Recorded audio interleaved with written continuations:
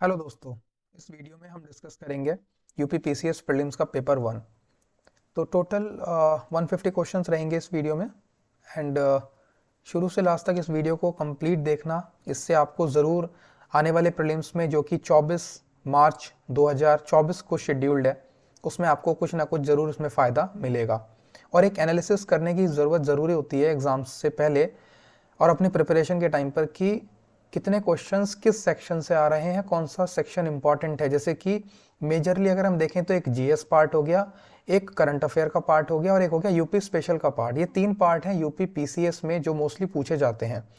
तो हम सबसे पहले शुरू करते हैं कि क्वेश्चन नंबर 1 से कि कैसे क्वेश्चंस पूछे गए हैं। तो सबसे पहला क्वेश्चन हमें दिखाई दे रहा है, यूनियन बजट से पूछा गया है। यूनियन बजट 2023-24 में स्किल इंडिया के इंटरनेशनल सेंटर्स ओपन हुए हैं कुछ। तो इसमें पूछा गया है कि डिफरेंट स्टेट्स में, हमारे पूरे इंडिया में कितने स्किल यूथ इंटरनेशनल सेंटर्स कितने ओपन किए गए हैं इंटरनेशनल अपॉर्चुनिटीज़ के लिए। बेसिकली ये जो है 47 लाख यूथ के लिए एक स्टाइपेंड प्रोवाइड करने का एक स्कीम लॉन्च करी है सेंट्रल गवर्नमेंट ने। तो इसका करेक्ट आंसर है ऑप्शन नंबर 30।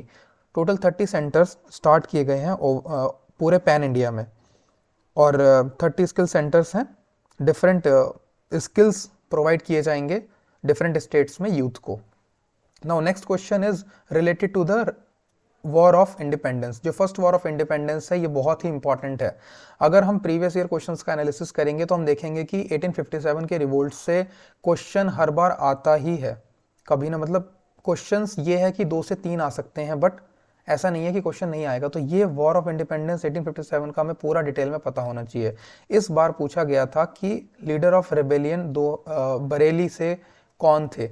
बरेली एक डिस्ट्रिक्ट है यूपी में जो कि उत्तराखंड से बॉर्डर शेयर करता है। तो हमें पता होना चाहिए कि 1857 में जो रिवोल्ट हुआ उसमें बरेली से कौन लीडर था। तो भाई बरेली से थे खान बहादुर खान। और दूसरे ऑप्शंस भी हमारे कहीं ना कहीं से रिलेटेड है, हमें वो भी समझते हुए चलना है। जैसे हजरत महल जो है, बेगम हजरत महल जो थी लखनऊ से थी, जिन्होंने कि रेबेलियन को लीड किया था। नाना साहिब कानपुर से थे, उनके साथ तांतिया तोपे ने भी उनकी मदद करी थी। कुंवर सिंह थे बिहार से। और दूसरे डिस्ट्रिक्ट्स हैं जैसे कि गोरखपुर से थे गजधर सिंह, और मौलवी अब्दुल्ला थे फैज़ाबाद से, और दिल्ली से थे बहादुर शाह टू और जनरल भक्त खान। तो ये चीज़ें पूरा हमें पता होना चाहिए इसके बारे में। अभी क्वेश्चन नंबर 3 है, लार्जेस्ट कोल प्रोड्यूसिंग एरिया पूछ लिया इन्होंने यूक्रेन का। यूक्रेन और रशिया का वॉर चल रहा है। तो ये कुछ हम बोल सकते हैं करंट अफेयर से रिलेटेड कहीं ना कहीं ये क्वेश्चन रहा है। और करंट और स्टैटिक का मिक्स है यहाँ पर, क्योंकि करंट से इन्होंने ले लिया यूक्रेन क्योंकि वॉर चल रहा है, और यहाँ पर इन्होंने डोनेट्स्क में, इसका करेक्ट आंसर है डोनेट्स्क, क्योंकि ये डोनबास रीजन है एक यूक्रेन का जहाँ पर बहुत ज़्यादा रिसोर्सेज मिलते हैं, नेचुरल रिसोर्सेज वहाँ पर काफ़ी रिच रीजन है, मतलब हम बोल सकते हैं नेचुरल रिसोर्सेज के परस्पेक्टिव से। तो ये इसका करेक्ट आंसर है। अगला क्वेश्चन जो है वो करंट अफेयर से रिलेटेड है, क्वेश्चन नंबर 4। क्वेश्चन नंबर 4 में पूछा गया है दिसंबर 2022। ये दिसंबर 2022 डायरेक्टली क्वेश्चन से में पता चल रहा है कि भाई दिसंबर 2022 का कोई करंट अफेयर था ऐसा, जो कि अगर हमने पढ़ा होता तो हम इस क्वेश्चन को कर लेते, या जिसने भी एग्जाम दिया होगा। तो न्यूजीलैंड से रिलेटेड ये है, इंटरनेशनल हम बोल सकते हैं, इंटरनेशनल करंट अफेयर से रिलेटेड है। सो न्यूजीलैंड ने एक लॉ पास किया है, वर्ल्ड का पहला लॉ है ऐसा जो कि नेक्स्ट जनरेशन के लिए स्मोकिंग को बैन कर रहा है। और न्यूजीलैंड का गोल है स्मोक फ्री होने का। हमसे पूछा गया क्वेश्चन में कि न्यूजीलैंड ने डिक्लेयर तो कर दिया, अब न्यूजीलैंड का जो गोल है स्मोक फ्री होने का वो कौन से साल तक है।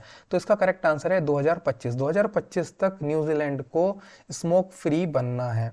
ये करंट अफेयर का क्वेश्चन था। अगला क्वेश्चन है पॉलिटी से रिलेटेड। इसमें पूछा गया है कि कौन सा प्रोविजन और मतलब प्रोविजन और कॉन्स्टिट्यूशन का कौन सा पार्ट है।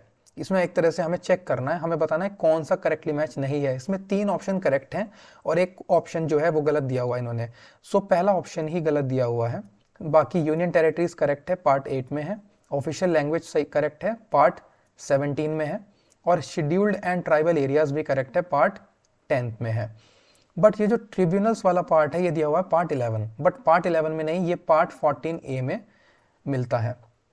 अब आता है क्वेश्चन नंबर 6। क्वेश्चन नंबर 6 भी हमारा पॉलिटी से रिलेटेड ही है कि constitution of India initially permitted the use of English language for all the official purpose. मतलब है कि जब हमारी कॉन्स्टिट्यूशन बनी थी, अडॉप्ट हुई थी, उस टाइम पर कॉन्स्टिट्यूशन ने एक प्रोविजन रखा था कि इंग्लिश लैंग्वेज को हम कितने साल तक यूज करेंगे ऑफिशियल पर्पस के लिए। तो ये था 15 साल तक करना था 1965। मतलब है कि 1950 से हमारा कॉन्स्टिट्यूशन लागू हुआ और 1965 तक ये ऑफिशियल पर्पस के लिए हमें इंग्लिश लैंग्वेज को यूज करना था। ठीक है, तो इसका करेक्ट आंसर है C, option number C, 15 years. Now next question is, इनमें से कौन सा फॉलोइंग जो है ऑप्शन में से इंसेक्टिवोरस प्लांट है। मतलब इंसेक्टिवोरस का मतलब है कौन सा प्लांट है जो इंसेक्ट्स को खाता है, कंज्यूम कर लेता है। तो इसका करेक्ट आंसर है नेपेंथिस। नेपेंथिस इसका करेक्ट आंसर है।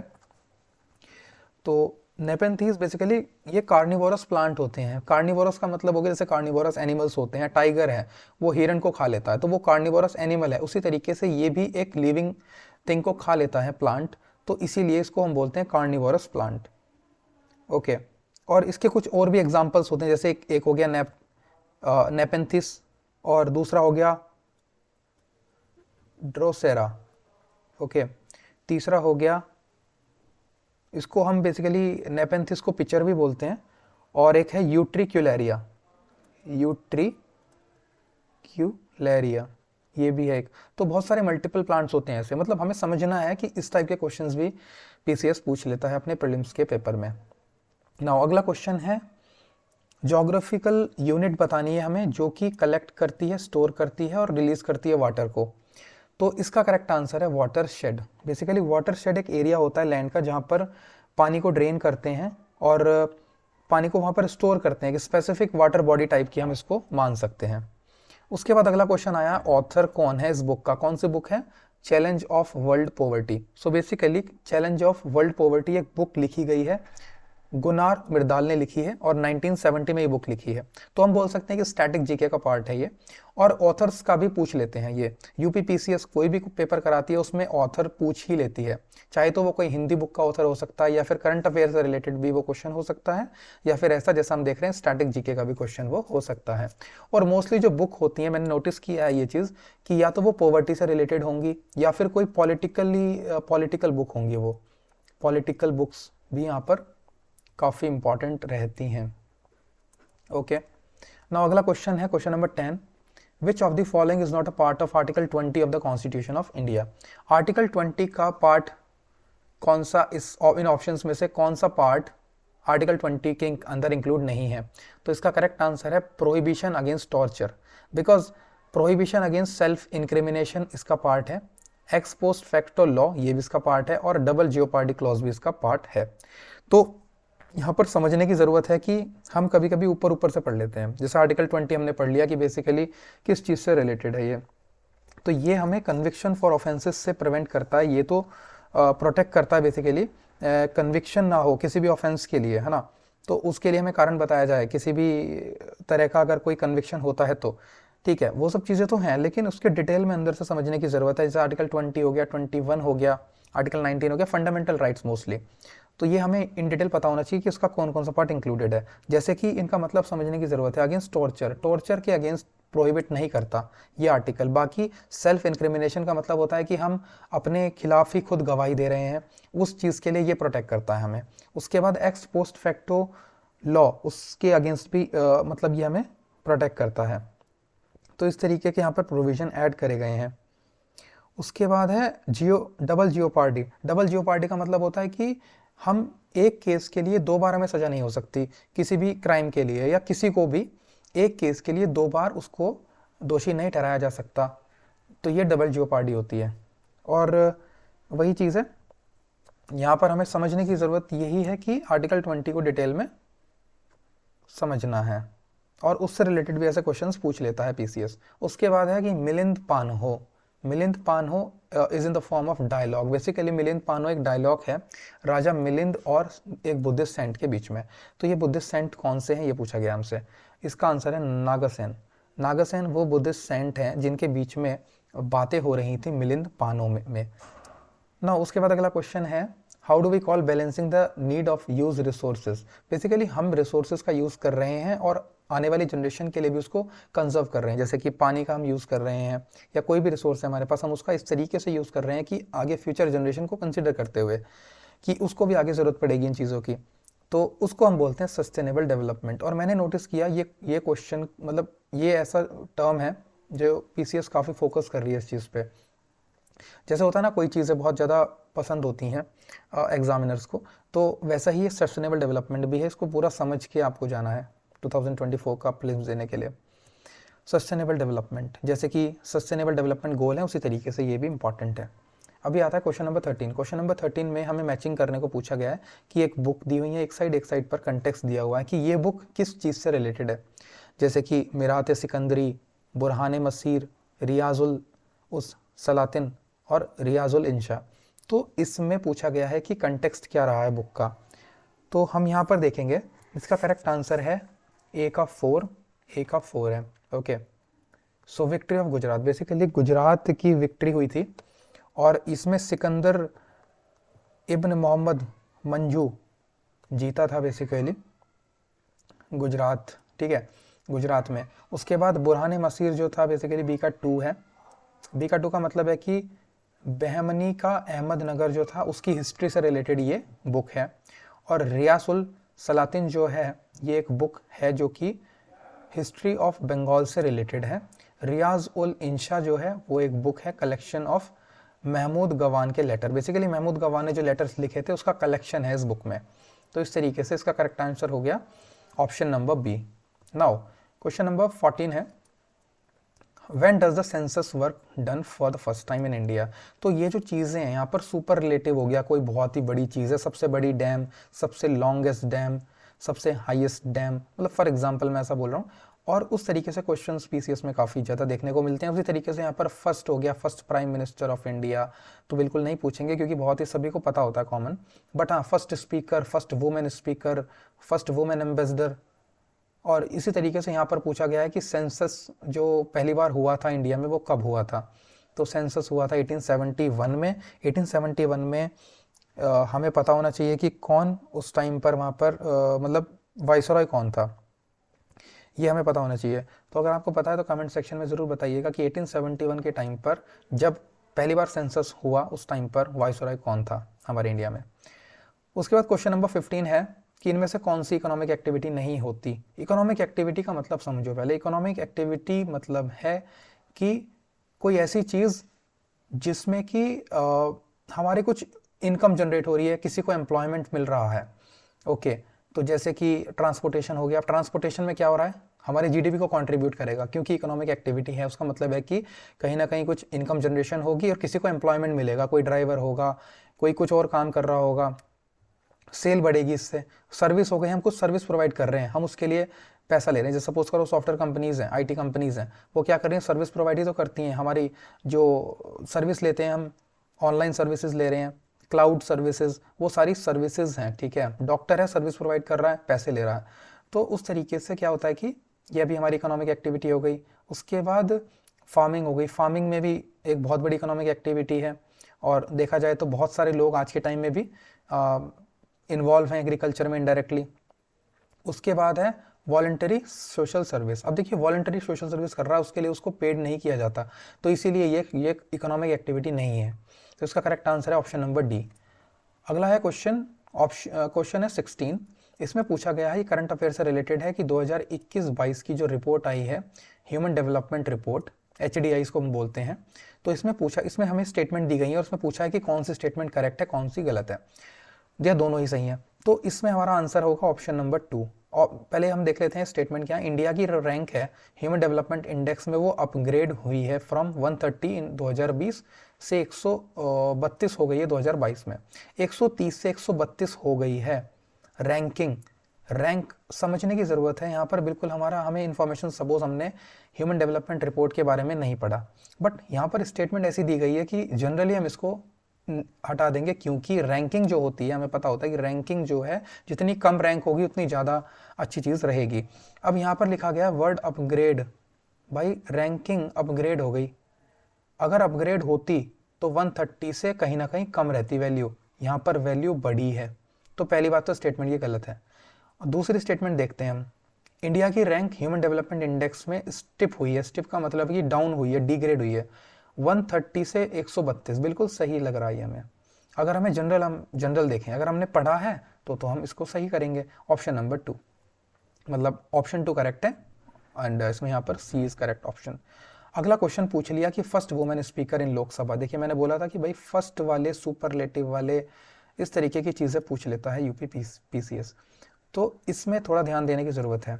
फर्स्ट वुमेन स्पीकर कौन है? मीरा कुमार। मीरा कुमार पहली वुमेन स्पीकर थी लोकसभा में। तो इसका ये था कि 2009 से 2014 तक ये थी, ठीक है, 2009 से 2014 तक थी। और उस टाइम पर ये बेसिकली कांग्रेस से थी, ओके, क्योंकि उसके बाद तो फिर मोदी जी आ गए एंड जब से वही चल रहे हैं। उसके बाद डिफरेंट स्पीकर्स हैं अभी, जैसे करंटली ओम बिरला अभी हैं, ठीक है। तो क्वेश्चन नंबर 18 की बात करेंगे। क्वेश्चन नंबर 18 में ग्राम सभा है। तो ग्राम सभा के बारे में क्या पॉइंट सही नहीं है? ग्राम सभा का आर्टिकल होता है 234। इसके पास पावर होती हैं, फंक्शंस होते हैं विलेज लेवल के, जैसे कि स्टेट लेजिस्लेचर के होते हैं स्टेट लेवल पे। बिल्कुल सही है, ये पॉइंट तो करेक्ट है, क्योंकि ग्राम सभा जो होती है एक गांव को संभालती है, गांव का पूरी फंक्शनिंग देखती है, जैसे कि स्टेट लेजिस्लेचर स्टेट लेवल पे देखती है। अगला पॉइंट है कि उसकी पावर्स जो है डिटरमाइन होती हैं बाय सेंट्रल गवर्नमेंट। बस यही पॉइंट गलत हो गया, यही स्टेटमेंट गलत है, क्योंकि सेंट्रल गवर्नमेंट का ग्राम सभा से कुछ लेना देना नहीं होता डायरेक्टली, ओके। स्टेट लेजिस्लेचर ही उसको देखती है, स्टेट गवर्नमेंट के अंडर में ये सारी चीज़ें होती हैं। उसके बाद हो गया आपका statement village assembly consisting of all the registered voters in the area of panchayat, ये भी करेक्ट पॉइंट है। तो डी ऑप्शन गलत, मतलब है कि हमें आंसर मिल गया option B is correct answer. अगला क्वेश्चन है world social protection report is published by. World social protection report कौन पब्लिश करता है? तो इसका करेक्ट आंसर है इंटरनेशनल लेबर ऑर्गेनाइजेशन। ये भी एक ऐसी चीज़ है जो कि रिपोर्ट्स कौन सी ऑर्गेनाइजेशन पब्लिश कर रही है, ये भी हमें पता होना चाहिए। वर्ल्ड बैंक कौन सी कर रही है, वर्ल्ड इकोनॉमिक फोरम कौन सी रिपोर्ट्स पब्लिश करती है, एटलीस्ट हमें पता होना चाहिए। और करंट अफेयर्स में जो भी आ रही हैं उसको नोट करते हुए चलेंगे तो हमारा इजीली पेपर हम अटेम्प्ट कर लेंगे। इतना कोई ज़्यादा डिफिकल्ट नहीं आता, बस समझने की ज़रूरत है पैटर्न कैसा रहता है, वो चीज़ हमें समझना है। क्वेश्चन नंबर 20 है निसार सैटेलाइट जो है वो करंट अफेयर का पार्ट है। ये जो क्वेश्चन है करंट अफेयर से है। इसमें पूछा गया है कि निसार सैटेलाइट किन दो ऑर्गेनाइजेशन ने मिलकर बनाई है? तो इसका करेक्ट आंसर है इसरो एंड नासा। इसरो हमारे इंडिया की स्पेस ऑर्गेनाइजेशन और नासा यूएस की स्पेस ऑर्गेनाइजेशन है। इन दोनों ने कोलैबोरेट करके निसार सैटेलाइट को डेवलप किया है। क्वेश्चन नंबर 21, क्वेश्चन नंबर 21 है इलेक्शंस जो है पंचायत के जो इलेक्शंस होते हैं वो कौन कराता है कंडक्ट? तो इसका आंसर है स्टेट का इलेक्शन कमीशन। स्टेट से ही लेना देना होता है पंचायत का, ओके। तो आर्टिकल 243 इससे डील करता है। अगला क्वेश्चन है क्वेश्चन नंबर 22, लोटिक इकोसिस्टम क्या होता है? क्वेश्चन 22 है लोटिक इकोसिस्टम। बेसिकली लोटिक का मतलब होता है जो बहता हुआ पानी, मतलब है कि फ्लोइंग वाटर, फ्लोइंग वाटर। ये थोड़े से अगर हम शंकर आईएएस की बुक समझ लेंगे, एक बार पढ़ लेंगे इंपॉर्टेंट टॉपिक्स जो हैं, तो ये हमारे क्वेश्चंस इजीली हो जाएंगे। लोटिक वाला हो गया बहता पानी, किसमें होता है हम देखते ही ऑप्शन समझ जाएंगे। अगर हमें इसका मतलब पता है तो करेक्ट आंसर हो जाएगा रिवर्स, क्योंकि बाकी सभी का पानी होता है ठहरा हुआ, पॉन्ड्स, मार्शियरी एंड स्वैम्प्स। उसके बाद अगला क्वेश्चन है which of the following is mRNA vaccine used against the covid infection. अब इसमें पूछ लिया थोड़ा वैक्सीन से रिलेटेड, क्योंकि कोविड-19 आया तो उसमें काफ़ी ज़्यादा, मतलब काफ़ी लंबे टाइम तक रहा है और अभी भी कुछ ना कुछ केसेस, एक दो केसेस दिखते रहते हैं। सो mRNA वैक्सीन जो है इसमें से कौन सी है? मतलब ये सारी जो वैक्सीन है वो मोस्टली कोविड-19 की है। सो इसमें करेक्ट आंसर है Moderna. Moderna vaccine Pfizer biotech ने बनाई थी। मॉडर्ना की कोविड-19 वैक्सीन जो है ये भी आरएनए वैक्सीन ही है, ठीक है। तो इस तरीके से हैं और हमें पता होना चाहिए कि जो डिफरेंट सिनोवैक है, स्पुतनिक है और नोवोवैक्स है, ये किस टाइप की वैक्सीन है, ये हमें पता होना चाहिए for the future exams, right. चाहे आरओ एआरओ हो, चाहे यूपीपीसीएस का हो, प्रीलिम्स 2024 का, सभी के लिए हमें पता होना चाहिए। अगला क्वेश्चन है क्वेश्चन नंबर 24। इसमें पूछा गया है who was the ruler of Kashmir who abolished the jizya and cow slaughter. Basically जजिया एक टैक्स था जो कि नॉन मुस्लिम्स पर लगाया जाता था, एंड इसका करेक्ट आंसर है ज़ैनुल अबिरिन। ज़ैनुल अबिरिन का पूरा नाम था घियासुद्दीन ज़ैनुल अबिरिन। ये 1420 से इन्होंने जो है 1420 से लेकर 1470 तक रूल किया था और ये कश्मीर के बेसिकली रूलर थे। और इन्होंने काउ स्लॉटर पे भी एक बैन लगाया था एंड जिजिया पर भी उन्होंने बैन लगाया था। उसके बाद अगला क्वेश्चन है क्वेश्चन नंबर 25। उसमें ये पूछा गया है, करंट अफेयर से पूछा गया ये क्वेश्चन, स्कॉर्पियन क्लास सबमरीन्स को कमीशन किया गया इंडियन नेवी में जनवरी 2023 में। तो करंट अफेयर जनवरी का है ये और इसका करेक्ट आंसर है आईएनएस वजीर। आईएनएस वजीर को मुंबई में इसको कमीशन किया गया है। ये स्कॉर्पियन क्लास की सबमरीन है। तो डिफेंस से रिलेटेड ऐसे क्वेश्चंस आते हैं, कौन सी सैटेलाइट लॉन्च हुई है, किसने करी है, और कौन सी अभी आईएनएस कौन सी सबमरीन है, कौन सा हेलीकॉप्टर है, हमने डिफेंस की कोई डील हुई है, मेजर डील किसी कंट्री के साथ, इस टाइप के क्वेश्चंस ही पीसीएस में पूछे जाते हैं। अब अगला क्वेश्चन है 26। Following deserts arrange them in, basically हमें डेजर्ट्स दिए हुए हैं यहाँ पर, कुछ 3-4 डेजर्ट्स हैं और इसमें पूछा गया है कि हमें अरेंज करने को दिया है इंक्रीजिंग ऑर्डर में उनके साइज़ के, पहले सबसे छोटा और उसके बाद सबसे बड़े आते चलेंगे। तो इसका करेक्ट आंसर है ये 1 4 2 3, मतलब है कि सबसे छोटा डेजर्ट है great sandy desert. Great sandy desert Australia में पाया जाता है। उसके बाद है Gobi desert. Gobi desert China Mongolia में है, मतलब चाइना और मंगोलिया के बॉर्डर पर है ये। उसके बाद आता है सेकंड नंबर पर अरेबियन डेजर्ट। ये वेस्ट एशिया का है, हमारे ये पाकिस्तान में, इंडिया में नहीं, सॉरी, ये अरेबियन डेजर्ट है, ये वेस्ट एशिया में। वेस्ट एशिया का मतलब हो गया आपका सऊदी अरेबिया मोस्टली, अगर हम मेजर कंट्री की बात करें तो सऊदी अरेबिया, अरेबियन पेनिनसुला में। उसके बाद थर्ड डेजर्ट होता तो हमारा इंडिया और पाकिस्तान होता। उसके बाद अफ्रीका का डेजर्ट है सहारा डेजर्ट, क्योंकि अगर हम देखें नॉर्थ वेस्ट वाला पार्ट जो है मोस्टली डेजर्ट है अफ्रीका में और वो सैंडी डेजर्ट है। सबसे बड़ा, सॉरी, सहारा डेजर्ट है, सबसे बड़ा डेजर्ट है ये हमारे पूरे वर्ल्ड में। अगला क्वेश्चन है question number 27। Seaweeds are important source of, जो सीवीड्स होते हैं बेसिकली, देखिए यहाँ पर भी हम कॉमन सेंस से इस क्वेश्चन को कर सकते हैं। सीवीड्स हैं, अब कोई भी चीज़ अगर समुद्र में पाई जा रही है, क्योंकि इसका नाम से पता चल रहा है कि ये जो है समुद्र में पाई जाने वाली चीज़ है और ओशन में ये पाई जाने वाली चीज़ है, तो ओशन में सबसे ज़्यादा होता है सॉल्ट और सॉल्ट में होता है नमक, मतलब सॉल्ट एक नमक है और उसमें होता है आयोडीन। सो आयोडीन है तो फिर यहाँ पर भी आयोडीन ही होगा। इसका correct answer option number B. Now question number 28। Question number 28 है कि water prevention and control of pollution act कौन से साल में पास हुआ, इनेक्ट हुआ? इसका आंसर है 1974। इस तरह का क्वेश्चन यूपीएससी भी पूछ लेती है, उसमें वो थोड़ा सा और डिफिकल्ट करती है चीज़ों को पूछ के कि कौन से ईयर में कौन सा ये एक्ट पास हुआ। इसमें आपके वाटर का, एयर पॉल्यूशन का, एनवायरनमेंट प्रोटेक्शन का सारे ही दे देगी और मैचिंग करा देगी, या पूछ लेगी कितने ऑप्शन करेक्ट हैं इसमें से। यहाँ पर सिंपल पूछ लिया कि 1974 में ये है। तो डिफरेंट इसका मतलब बताने का ये है कि वाटर का हो गया, water prevention and control of pollution हो गया, एनवायरनमेंट प्रोटेक्शन एक्ट हो गया, डिफरेंट एक्ट्स का हमें पता होना चाहिए कि कौन सा कब साइन हुआ, कौन सा मतलब कब इनेक्ट किया गया ये। उसके बाद अगला क्वेश्चन आता है क्वेश्चन नंबर 29। ये क्वेश्चन है कि नेशनल पार्क्स में जेनेटिक डाइवर्सिटी कैसे मेंटेन की जाती है, किस तरीके से? तो भैया वो है इन सितु कंजर्वेशन। इन सितु कंजर्वेशन के थ्रू हम इसको वहाँ पर प्रोटेक्ट करते हैं। इन सितु का मतलब है कि जहाँ पर जो चीज़ है नेचुरल हैबिटेट्स में ही उसको हम कंजर्व कर रहे हैं, मेंटेन कर रहे हैं, इंस्टीड ऑफ कि उसको कहीं और से ला करके उसको प्रोटेक्ट कर रहे हैं। ओके, सो इन सितु कंजर्वेशन होता है नेशनल पार्क्स में। अगला क्वेश्चन है question number 30। Which of the following scheme and year की मैचिंग जो है करेक्टली मैच नहीं है। तो यहाँ पर स्कीम्स दे दी एक साइड और एक साइड उसका ईयर दे दिया, लॉन्चिंग ईयर। सो पहला ऑप्शन है rural housing interest subsidy scheme, ये 2017 में लॉन्च हुई है, करेक्ट है।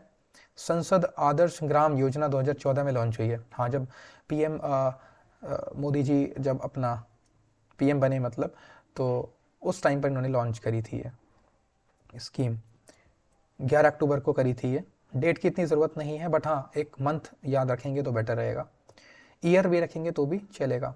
फिर आता है श्यामा प्रसाद मुखर्जी अर्बन मिशन। तो रूरल अर्बन मिशन है ये, 2015 ईयर दिया हुआ था, बट इसका आंसर है 2016। तो ये ऑप्शन हो गया गलत, मतलब मैचिंग गलत हो गई, हमारा आंसर हो गया सही। उसके बाद अगला पॉइंट है कि दीनदयाल उपाध्याय ग्रामीण कौशल योजना 2014 में लॉन्च हुई है, ये भी करेक्ट है। अगला क्वेश्चन आया भाई करंट अफेयर से रिलेटेड। करंट अफेयर में ये था कि कौन से देश में अभी डिक्लेयर किया है कि वो ब्रिटिश मोनार्की को रिमूव करेगा अपने सेंट्रल बैंक करेंसी नोट से, और 2 फरवरी 2023 में ऐसा बोला गया। तो इसका आंसर है ऑस्ट्रेलिया। ऑस्ट्रेलिया में भी क्योंकि ऐसा है, जो ब्रिटिश है उन्होंने दुनिया भर में राज किया है, उसी तरीके से यहाँ पर भी इन्होंने राज किया है, ऑस्ट्रेलिया में भी किया था। तो ऑस्ट्रेलिया अब इसको पूरी तरह से अपने नोट से भी हटाने की बात कर रही है। उन्होंने डिक्लेयर कर दिया है कि अब हम इसको हटा देंगे अपने करेंसी नोट से, ब्रिटिश मोनार्की का जो भी वो है उसमें रिलेशन जो भी है। अभी क्वेश्चन अगला है कि एल नीनो के रेफरेंस में हमें बताना है, स्टेटमेंट्स दी हुई हैं, हमें बताना है कौन सा ऑप्शन, मतलब दोनों स्टेटमेंट सही हैं या फिर कौन सी स्टेटमेंट सही है। तो El Nino involves appearance of warm current of the coast of Peru. Basically ये थोड़ा ज्योग्राफिकल क्वेश्चन है, ज्योग्राफी से रिलेटेड ये है क्वेश्चन। इसमें क्या है कि ईस्टर्न पैसिफिक में पेरू के कोस्ट पर एक वार्म करंट है। सबसे पहले तो ये आइडेंटिफाई कर लो कि एल नीनो वार्म होता है या कोल्ड होता है। तो एल नीनो एक वार्म करंट है, और जो ला नीना है, ला नीना, वो एक कोल्ड करंट होता है। इतनी बात हमें पता होनी चाहिए, बिल्कुल बेसिक। जब एनसीईआरटी हम खोलते ही हैं क्लाइमेट वाला चैप्टर, एटमॉस्फेयर वाला, उसमें हमें ये चीज़ क्लाइमेट वाले में पता चलती है, बिल्कुल बेसिक है ये। अगर इतना बात भी हमें पता है तो हम इसको बोल सकते हैं कि हाँ ये चीज़ कुछ कुछ सही है, क्योंकि वार्म करंट है ये, और पेरू के कोस्ट पर ही रहता है। अगला पॉइंट है warm current increase the temperature of water on the Peruvian coast. अब इसमें पूछा है करेक्ट आंसर बताइए। सो भाई करेक्ट आंसर है ऑप्शन 1, क्योंकि ये टेम्परेचर बढ़ाता तो है, बिल्कुल सही बात है, बट उससे इंक्रीज क्यों होगा प्लैंकटन। अगर टेम्परेचर बढ़ता है, ये तो एक तरह से वो है ना, टेम्परेचर बढ़ेगा और उनको मतलब कहीं ना कहीं टेम्परेचर चेंज हो रहा है, सराउंडिंग का पानी का टेम्परेचर बढ़ेगा, तो उससे प्लैंकटन की पॉपुलेशन इंक्रीज ना करके डिक्रीज करेगी। अगर यहाँ डिक्रीजिंग होता तो ये करेक्ट होता, इसीलिए ये ऑप्शन गलत हो गया और ये ऑप्शन सही हो गया। करेक्ट आंसर हो गया option C, option 1 only correct, right. Question number 33 देखते हैं। 1918 में 1918 में यूनाइटेड प्रोविंस में, मतलब यूपी जो था, यूपी का नाम पहले यूनाइटेड प्रोविंस हुआ करता था, आप सभी को पता होगा। सो किसान सभा जो थी यूपी की, वो फॉर्म हुई थी, और किसने फॉर्म करी थी, क्वेश्चन में ये पूछा गया है। सो इसका ऑप्शन है, ऑप्शन नंबर डी करेक्ट है, इंद्र नारायण द्विवेदी। इंद्र नारायण द्विवेदी ने ये यूनाइटेड प्रोविंस किसान सभा को फॉर्म किया था, और इनके साथ इन्होंने मदद करी थी मदन मोहन मालवीय और गौरी शंकर मिश्रा, इन्होंने इनकी मदद करी थी। अगला क्वेश्चन है which among the following organisation was responsible for throwing at bomb at viceroy Lord Hardinge.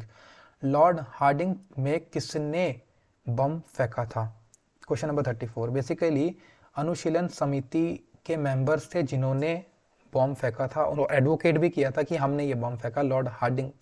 तो ये वाइसरॉय थे बेसिकली, और ये बात है करीब 1902 की, 1902 ईयर में, ये बेसिकली 1902 में ये हुआ था। बरिंद्र कुमार घोष, औरोबिंदो घोष, ये सब इसके मेंबर थे, और परमनाथ मित्र जो थे उसके फाउंडर थे। अगला क्वेश्चन आया करंट अफेयर से रिलेटेड, मतलब करंट अफेयर से भी काफ़ी हद तक क्वेश्चंस आ रहे हैं। करंट अफेयर्स को हम बिल्कुल भी नेग्लेक्ट नहीं कर सकते।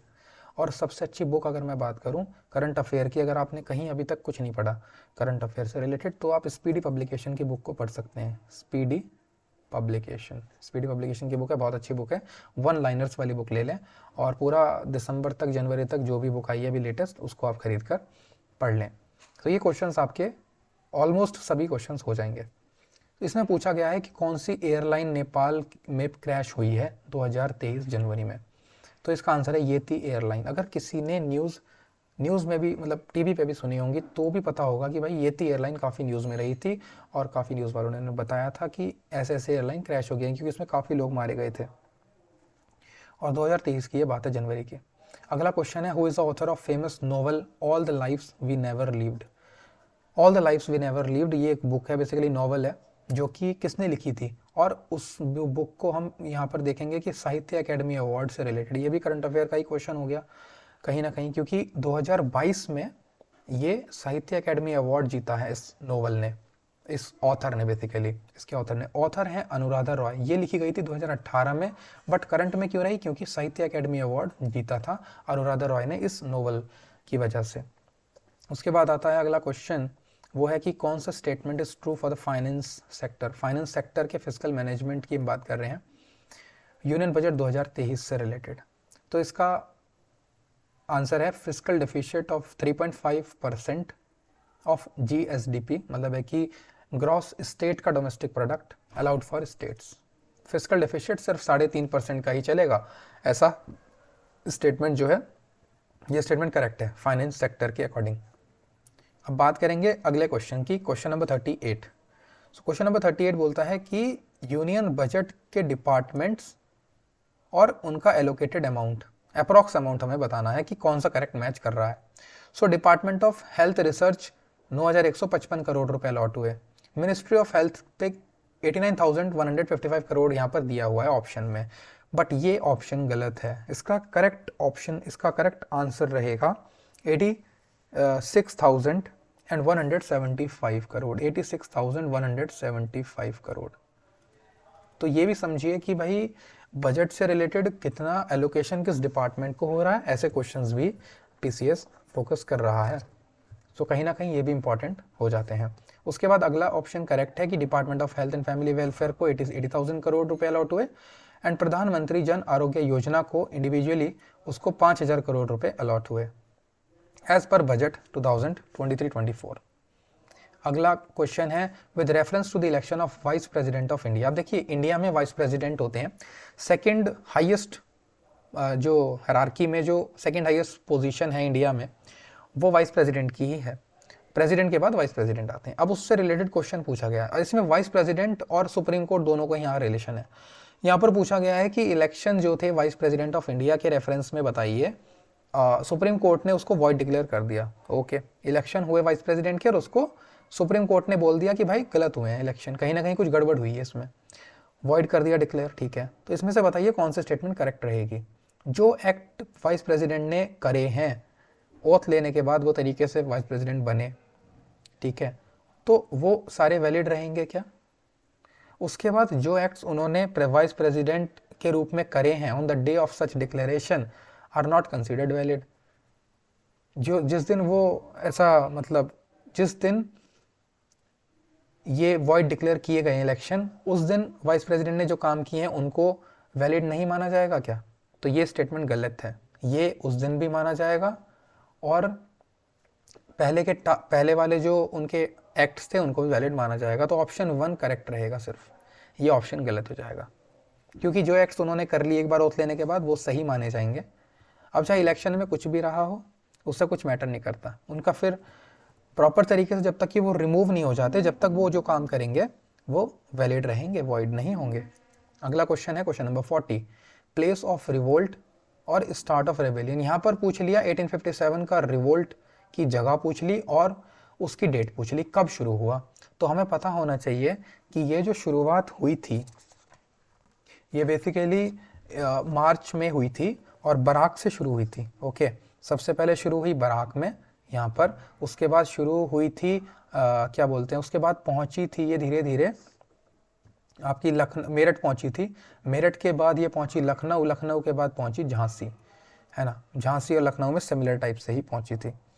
तो झांसी में जून में पहुंची, यहाँ पर दिया हुआ है मई में नहीं पहुंची है वो, ये पॉइंट गलत है, यही पूछा था इसमें। अगला क्वेश्चन है क्वेश्चन नंबर 41, इसमें भी करंट अफेयर से रिलेटेड क्वेश्चन है कि pop Benedict 16 who died recently, उनके बारे में स्टेटमेंट दी हुई है कि वो नेटिव थे जर्मनी के, मतलब जर्मनी के रहने वाले थे और पहले पॉप थे जिन्होंने कि 600 साल में पहली बार रिजाइन किया। तो दोनों स्टेटमेंट यहाँ पर करेक्ट हैं, बोथ स्टेटमेंट्स आर करेक्ट। अगला क्वेश्चन है tappa style of music was refined and developed in which of the following Mughal emperors court. Mughal emperor के कोर्ट में, मतलब कौन सा मुगल एम्परर था जिसमें टप्पा स्टाइल म्यूजिक का डेवलप हुआ और रिफाइंड हुआ। सो उसका आंसर है मोहम्मद शाह। मोहम्मद शाह था बेसिकली, ये मोहम्मद शाह जो है लेटर मुगल्स में, अब जब आप पढ़ेंगे तो लेटर मुगल्स में आपको इसका नाम देखने को मिलेगा, लेटर मुगल्स में, ठीक है। मोहम्मद शाह ने टप्पा स्टाइल म्यूजिक का रिफाइन करके डेवलप किया था। और यहाँ पर मैं बताना चाहूँगा कि ये सारी जो जीके है ना यूपी की, यूपी स्पेशल वाली, वो आप पढ़ सकते हैं। यूपी स्पेशल की एक बुक आती है, यूपी स्पेशल की बुक आती है बाय दृष्टि पब्लिकेशन, दृष्टि IAS जो कोचिंग सेंटर है उन्होंने बहुत अच्छी बुक एक बनाई, मतलब लिखी हुई है, ऑथर की हुई है, और उसमें बहुत अच्छी इन्फॉर्मेशन दी हुई है शॉर्ट में यूपी के बारे में। वो मैं आपको प्रेफर करूँगा कि आप उसको एक बार पढ़ लें एग्ज़ाम से पहले ज़रूरी से। और सारी चीज़ नहीं पढ़नी, उसमें से ये चीज़ें पढ़नी है जैसे क्वेश्चंस पूछे गए, जैसे कि म्यूज़िक से रिलेटेड पूछ लिया, कोई फोक डांस पूछ लिया, यूपी से रिलेटेड कोई स्कीम पूछ ली, वो सारी चीज़ें वहाँ पर मैंशनड है। यूपी से रिलेटेड आपको उस बुक से अलावा कहीं जाने की ज़रूरत ही नहीं है। ओके, एक क्वेश्चन और पूछता हूँ मैं आपसे, कमेंट सेक्शन में ज़रूर बताइएगा कि यूपी में टोटल 75 डिस्ट्रिक्ट्स हैं, ये तो आप सभी को पता ही होगा, आई होप सो। अब आपको बताना है कि यूपी में कितने डिवीजन है। एक एडमिनिस्ट्रेटिव डिवीजन होते हैं, उसमें क्या होता है कि डिफरेंट डिस्ट्रिक्ट्स उस डिवीजन के पार्ट होते हैं। तो आपको बताना है कितने डिवीजन, एडमिनिस्ट्रेटिव डिवीजन यूपी में है। अगला क्वेश्चन है question number 43, xylem in plants is responsible for transporting. देखिए जाइलम जो होता है, जाइलम और फ्लोएम दो पार्ट होते हैं, जैसे हमारे ब्लड वेसल्स होती हैं उसी तरीके से प्लांट्स में भी होती हैं। अब फ्लोएम का काम होता है खाना पहुंचाना, एक जगह से, एक पार्ट से दूसरी जगह पर फूड को ट्रांसपोर्ट करना। जाइलम का काम होता है वाटर को ट्रांसपोर्ट करना। ये बेसिक्स हैं कुछ बायोलॉजी के, अगर हम बात करें। ओके, तो ये हमें पता होना चाहिए। उसके बाद आता है क्वेश्चन नंबर 44, पूछा गया है इसमें से कौन सी स्टेटमेंट ट्रू है। तो इसका करेक्ट आंसर है ऑप्शन नंबर सी कि ocean salinity is maximum at the Tropic of Cancer and Tropic of Capricorn. Tropic of Cancer and Tropic of Capricorn पर बहुत ज़्यादा ओशन की सैलिनिटी होती है। अब इसके पीछे रीज़न क्या है वो समझना चाहिए हमें, क्योंकि फ्रेश वाटर जो होता है इन the form of water vapour, वो ओशन से एटमॉस्फेयर में इवेपोरेट हो जाता है और उसकी वजह से हाई सैलिनिटी हो जाती है। क्योंकि जब पानी उबलता है, सपोज आपने पानी में नमक डाल के रख दिया, अब वो इवेपोरेट होगा तो नीचे तो नमक ही बच जाएगा ना, पानी उड़ जाएगा, वेपर बन जाएगा। उसी तरीके से यहाँ पर भी होता है, बहुत ज़्यादा हीट होने की वजह से most of the time year में क्या होता है, यहाँ पर बहुत ज़्यादा हीट होती है, सन की रेज आती हैं, पानी वेपर बन के चला जाता है और नीचे नमक ज़्यादा रह जाता है। ठीक है, अगला क्वेश्चन है क्वेश्चन नंबर 45, इंडिया की रैंक बतानी है वर्ल्ड ग्रीन हाउस गैसेस के एमिशन में 2022 में। सो स्थान रहा है यूपी का, सॉरी इंडिया का 10वां स्थान रहा है पूरे दुनिया में। टॉप पे कौन रहा है हमें एटलीस्ट पता होना चाहिए। सो इंडिया जो है 10th रैंक रही है इंडिया की। 2020 में देखा जाए तो वो 9th पे था, अभी 10th पर आ गया है। ओके, 63 कंट्रीज़ की रैंकिंग हुई है और इंडिया ने 2 स्पॉट मतलब कि रेस किया है, 2 स्पॉट। CCPI ने ये बेसिकली रिलीज़ करी है, क्लाइमेट चेंज परफॉर्मेंस इंडेक्स करके है, CCPI 2023 की रिपोर्ट आई थी, उसमें ये पता चला है। उसके बाद अगला क्वेश्चन है क्वेश्चन नंबर 46, इसमें मैचिंग करनी है हमें।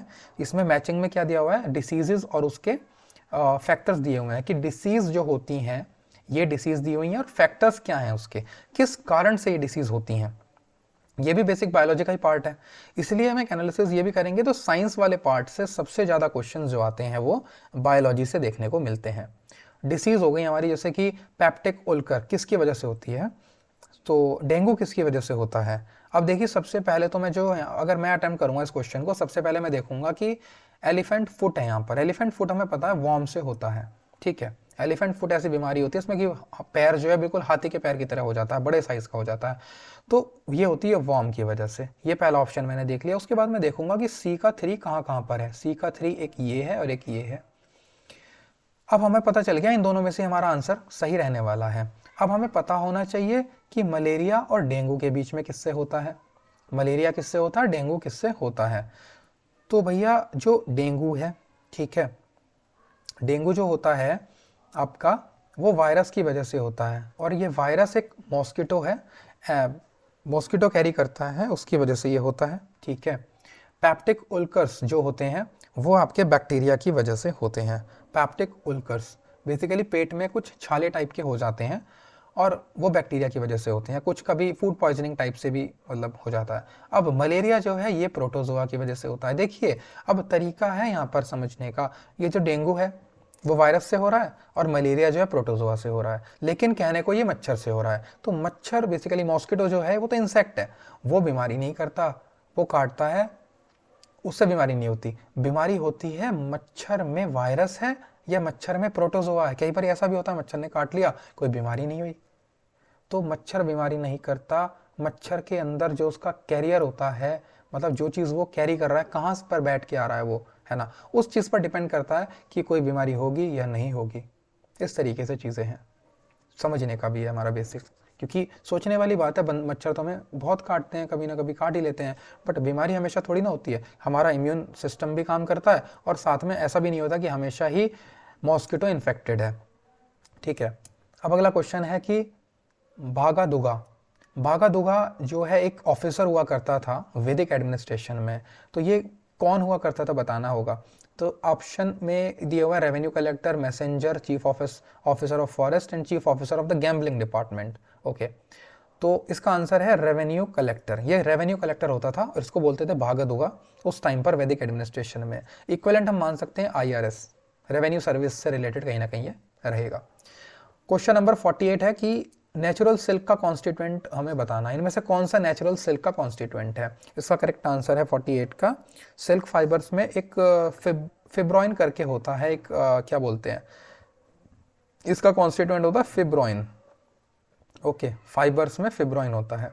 अब ये जो फिब्रोइन है उसके अंदर कुछ प्रोटीन्स होते हैं और वो प्रोटीन्स से बेसिकली प्रोटीन जो होते हैं वो आपके कहीं ना कहीं उसमें नाइट्रोजन होती है, नाइट्रोजन कैरी करते हैं वो। ओके, नाइट्रोजनस बोल सकते हैं हम, प्रोटीन होते हैं ना, नाइट्रोजन फिक्सिंग बैक्टीरिया होता है, उस चीज़ से रिलेट कर सकते हैं हम इस चीज़ को। अगला क्वेश्चन है कि इवेंट्स हमें बताने हैं क्रोनोलॉजिकल ऑर्डर में। ओके ना, इसमें पूछा, इसमें क्रॉनिकल ऑर्डर में सेट नहीं करने का, हमें बताना है कि लास्ट में कौन सा हुआ है। अब हमें एटलीस्ट ये तो पता ही होना चाहिए कि भाई इनका ऑर्डर पता होगा तो हम बता भी देंगे लास्ट में क्या होता है, क्योंकि इस टाइप के क्वेश्चंस भी बहुत ज़्यादा देखने को मिलते हैं। समझ लीजिए, क्रोनोलॉजिकल ऑर्डर पूछ लेगा और ऐसा नहीं है कहीं से भी पूछ लेगा, ये भी फिक्स है आपका मॉडर्न इंडियन हिस्ट्री की, जो मोस्टली आपका 1905 के बाद वाले जो सिनेरियो हैं उसमें आपसे पूछ लेगा कि क्रोनोलॉजी में इसको अरेंज करिए। आपका मोस्टली कैबिनेट मिशन कब आया, वेवेल्स प्लान कब आया, ऐसे पूछ लेगा, अरेंज करा लेगा वो। उसके बाद यहाँ पर है जलियांवाला बाग मैसेकर हुआ 1919 में, मोपला रिवोल्ट हुआ 1921 में, और खिलाफत हुआ 1919 में, होम रूल मूवमेंट हुआ 1916 में। तो 49 का करेक्ट आंसर हो गया मोपला रेबेलियन, क्योंकि पूछा सबसे बाद में क्या हुआ है। 1921 में मोपला रेबेलियन हुआ केरला के मालाबार में। अगला question, question number 50। Question number 50 है मिनरल रिसोर्सेज से रिलेटेड ये क्वेश्चन आया है और क्लियरली मेंशन्ड है सिलेबस में भी। ज्योग्राफी का जब हम पार्ट देखेंगे कि मेजर एरियाज ऑफ मिनरल का प्रोडक्शन, मिनरल रिसोर्सेज कौन सा कहाँ पर पाया जाता है, तो ये देखिए करंट अफेयर से भी लिंक कर दिया इन्होंने और स्टैटिक वाले पोर्शन से भी लिंक कर दिया कि lithium inferred resources have been found in Reasi district of Jammu and Kashmir. Jammu and Kashmir एक हमारा जो यूनियन टेरिटरी बनी है उसका एक डिस्ट्रिक्ट है रियासी, वहाँ पर हमें कुछ लिथियम के रिसोर्सेज मिले हैं, तो ये पॉइंट करेक्ट है, न्यूज़ में रही थी। India is import dependent for many minerals, मतलब है कि इंडिया बहुत सारे मिनरल्स के लिए इम्पोर्ट डिपेंडेंट है, दूसरे देशों पर डिपेंडेंट है। इसका करेक्ट आंसर, ये भी पॉइंट करेक्ट है, क्योंकि लिथियम, निकल और कोबाल्ट इतना ज़्यादा इंडिया में नहीं पाया जाता। अगर हमें थोड़ा सा भी रिसोर्स कहीं मिल रहा है किसी स्टेट में तो वो बहुत ज़्यादा हमारे लिए बेनिफिशियल है। तो इसका करेक्ट आंसर है both option 1 and 2 are correct. अगला क्वेश्चन आता है question number 51। Natural resources should be used by the present generation in such a way. देखिए मैंने आपको पहले ही बताया इस वीडियो के थोड़े से स्टार्टिंग में जब क्वेश्चन आया था तो उसमें मैंने बताया कि सस्टेनेबल डेवलपमेंट बहुत ज़्यादा पसंद आ रही है एग्जामिनर को टर्म, तो वो कहीं ना कहीं क्वेश्चन इस तरीके से दे रहा है कि देखिए दो क्वेश्चन का सेम आंसर हो गया सस्टेनेबल डेवलपमेंट, और वही शब्दों को घुमा के पूछा गया बस कि मिनिमम डिग्रेडेशन करें और रिसोर्सेज को ऐसा यूज़ करें कि हमारा कम से कम में काम चल जाए और आगे वाली जनरेशन को भी कोई दिक्कत ना आने पाए रिसोर्सेज के कंसर्न में। ठीक है, तो इसका आंसर है सस्टेनेबल डेवलपमेंट। उसके बाद है क्वेश्चन नंबर 52, ये हमारा आया है क्वेश्चन पॉलिटी से रिलेटेड। इसमें पूछा गया है कि जज ऑफ सुप्रीम कोर्ट अगर कभी रिजाइन करना चाहे तो वो किसको एड्रेस करेगा, तो वो करेगा प्रेसिडेंट को एड्रेस, क्योंकि प्रेसिडेंट को एड्रेस करेगा। जितने भी बड़े बड़े कॉन्स्टिट्यूशनल पोस्ट होती हैं वो सभी जो है रेजिग्नेशन अपना मोस्टली प्रेसिडेंट को ही देते हैं, सभी नहीं कर देते हैं। इसलिए मैं बोलूँगा कि आप एक बार कंफर्म कर लें, क्लियर कर लें क्वेश्चन में क्या पूछा गया, समझ के जब भी अटेम्प्ट करें कि प्रेसिडेंट ही उसको, मतलब प्रेसिडेंट को ही एड्रेस किया जाता है रेजिग्नेशन के लिए। अगला क्वेश्चन है which of the following is not correctly match, इनमें से कौन सा करेक्टली मैच नहीं है। मैचिंग बहुत देते हैं ये, और मैचिंग भी क्या, कुछ भी, मतलब हिस्ट्री से रिलेटेड पूछ लेंगे, पॉलिटी से रिलेटेड पूछ लेंगे और मैचिंग की फॉर्म में दे देंगे कौन सा पॉइंट करेक्ट नहीं है या कौन कौन सा करेक्ट है। ठीक है, तो इस तरीके से चीज़ें होती हैं और यहाँ पर बहुत ज़्यादा ध्यान देने की ज़रूरत है। आते हुए क्वेश्चन को भी कई बार हम गलत कर देते हैं। कब कर देते हैं? जब हम ये सही से प्रॉपरली नहीं पढ़ते, बस क्वेश्चन देखा और अटेम्प्ट करने लग गए। That is a very bad idea. Okay, so good idea is to be reading the question thoroughly. बहुत ज़्यादा ध्यान से क्वेश्चन को पढ़ेंगे so it would be beneficial. ठीक है, इसमें पूछा गया है नॉट करेक्ट। नॉट करेक्ट मतलब कि कौन सा गलत है? गुलबदन बेगम बाबर की बेटी थी, करेक्ट है। इल्तुतमिश रज़िया का फादर था, करेक्ट है, क्योंकि दिल्ली सल्तनत जब हम पढ़ते हैं तो उसमें हम देखते हैं स्लेव डायनेस्टी में यही आते हैं। और रज़िया हम पढ़ते भी हैं, रज़िया बहुत ही फोकस में रहती हैं क्योंकि फर्स्ट मुस्लिम वुमेन रूलर थी हमारे इंडिया की। ओके, तो ये हो गई। रज़िया का फादर कौन था? इल्तुतमिश था। ओके, करेक्ट है। उसके बाद हामिदा बानो बेगम कौन थी? यहाँ पर ऑप्शन दिया हुआ था वाइफ ऑफ अलाउद्दीन खिलजी। अलाउद्दीन खिलजी से इसका लेना देना है ही नहीं। ये बात है मुगल्स के टाइम की और अकबर की मदर थी हामिदा बानो बेगम, अकबर की मदर हो गई। बाबर का बेटा हुमायूं, हुमायूं का अकबर। कहीं ना कहीं हम बोल सकते हैं कि हामिदा बानो बेगम जो है हुमायूं की वाइफ थी, क्योंकि हुमायूं का बेटा था अकबर, है ना। इसमें कंफ्यूज नहीं होने का। अगर आपने क्रोनोलॉजी समझी है कि बाबर के बाद आया हुमायूं, हुमायूं के बाद बाबर का बेटा हुमायूं, हुमायूं का अकबर, अकबर का बेटा जहांगीर, जहांगीर का बेटा शाहजहां, शाहजहां का बेटा औरंगजेब, इस तरीके से अगर आपने समझ लिया तो कोई दिक्कत नहीं आने वाली। ओके, तो हमें पता होना चाहिए पहली बात तो कि हामिदा बानो बेगम दिल्ली सल्तनत से रिलेटेड है ही नहीं। अलाउद्दीन खिलजी दिल्ली सल्तनत से रिलेटेड, इसलिए गलत हो गया। ठीक है, हमें इसको एलिमिनेट ही करना था मोस्टली। तो उसके बाद शाह तुर्कन जो है एक वाइफ थी इल्तुतमिश की, ये करेक्ट है। अगला क्वेश्चन देखते हैं, क्वेश्चन नंबर 54।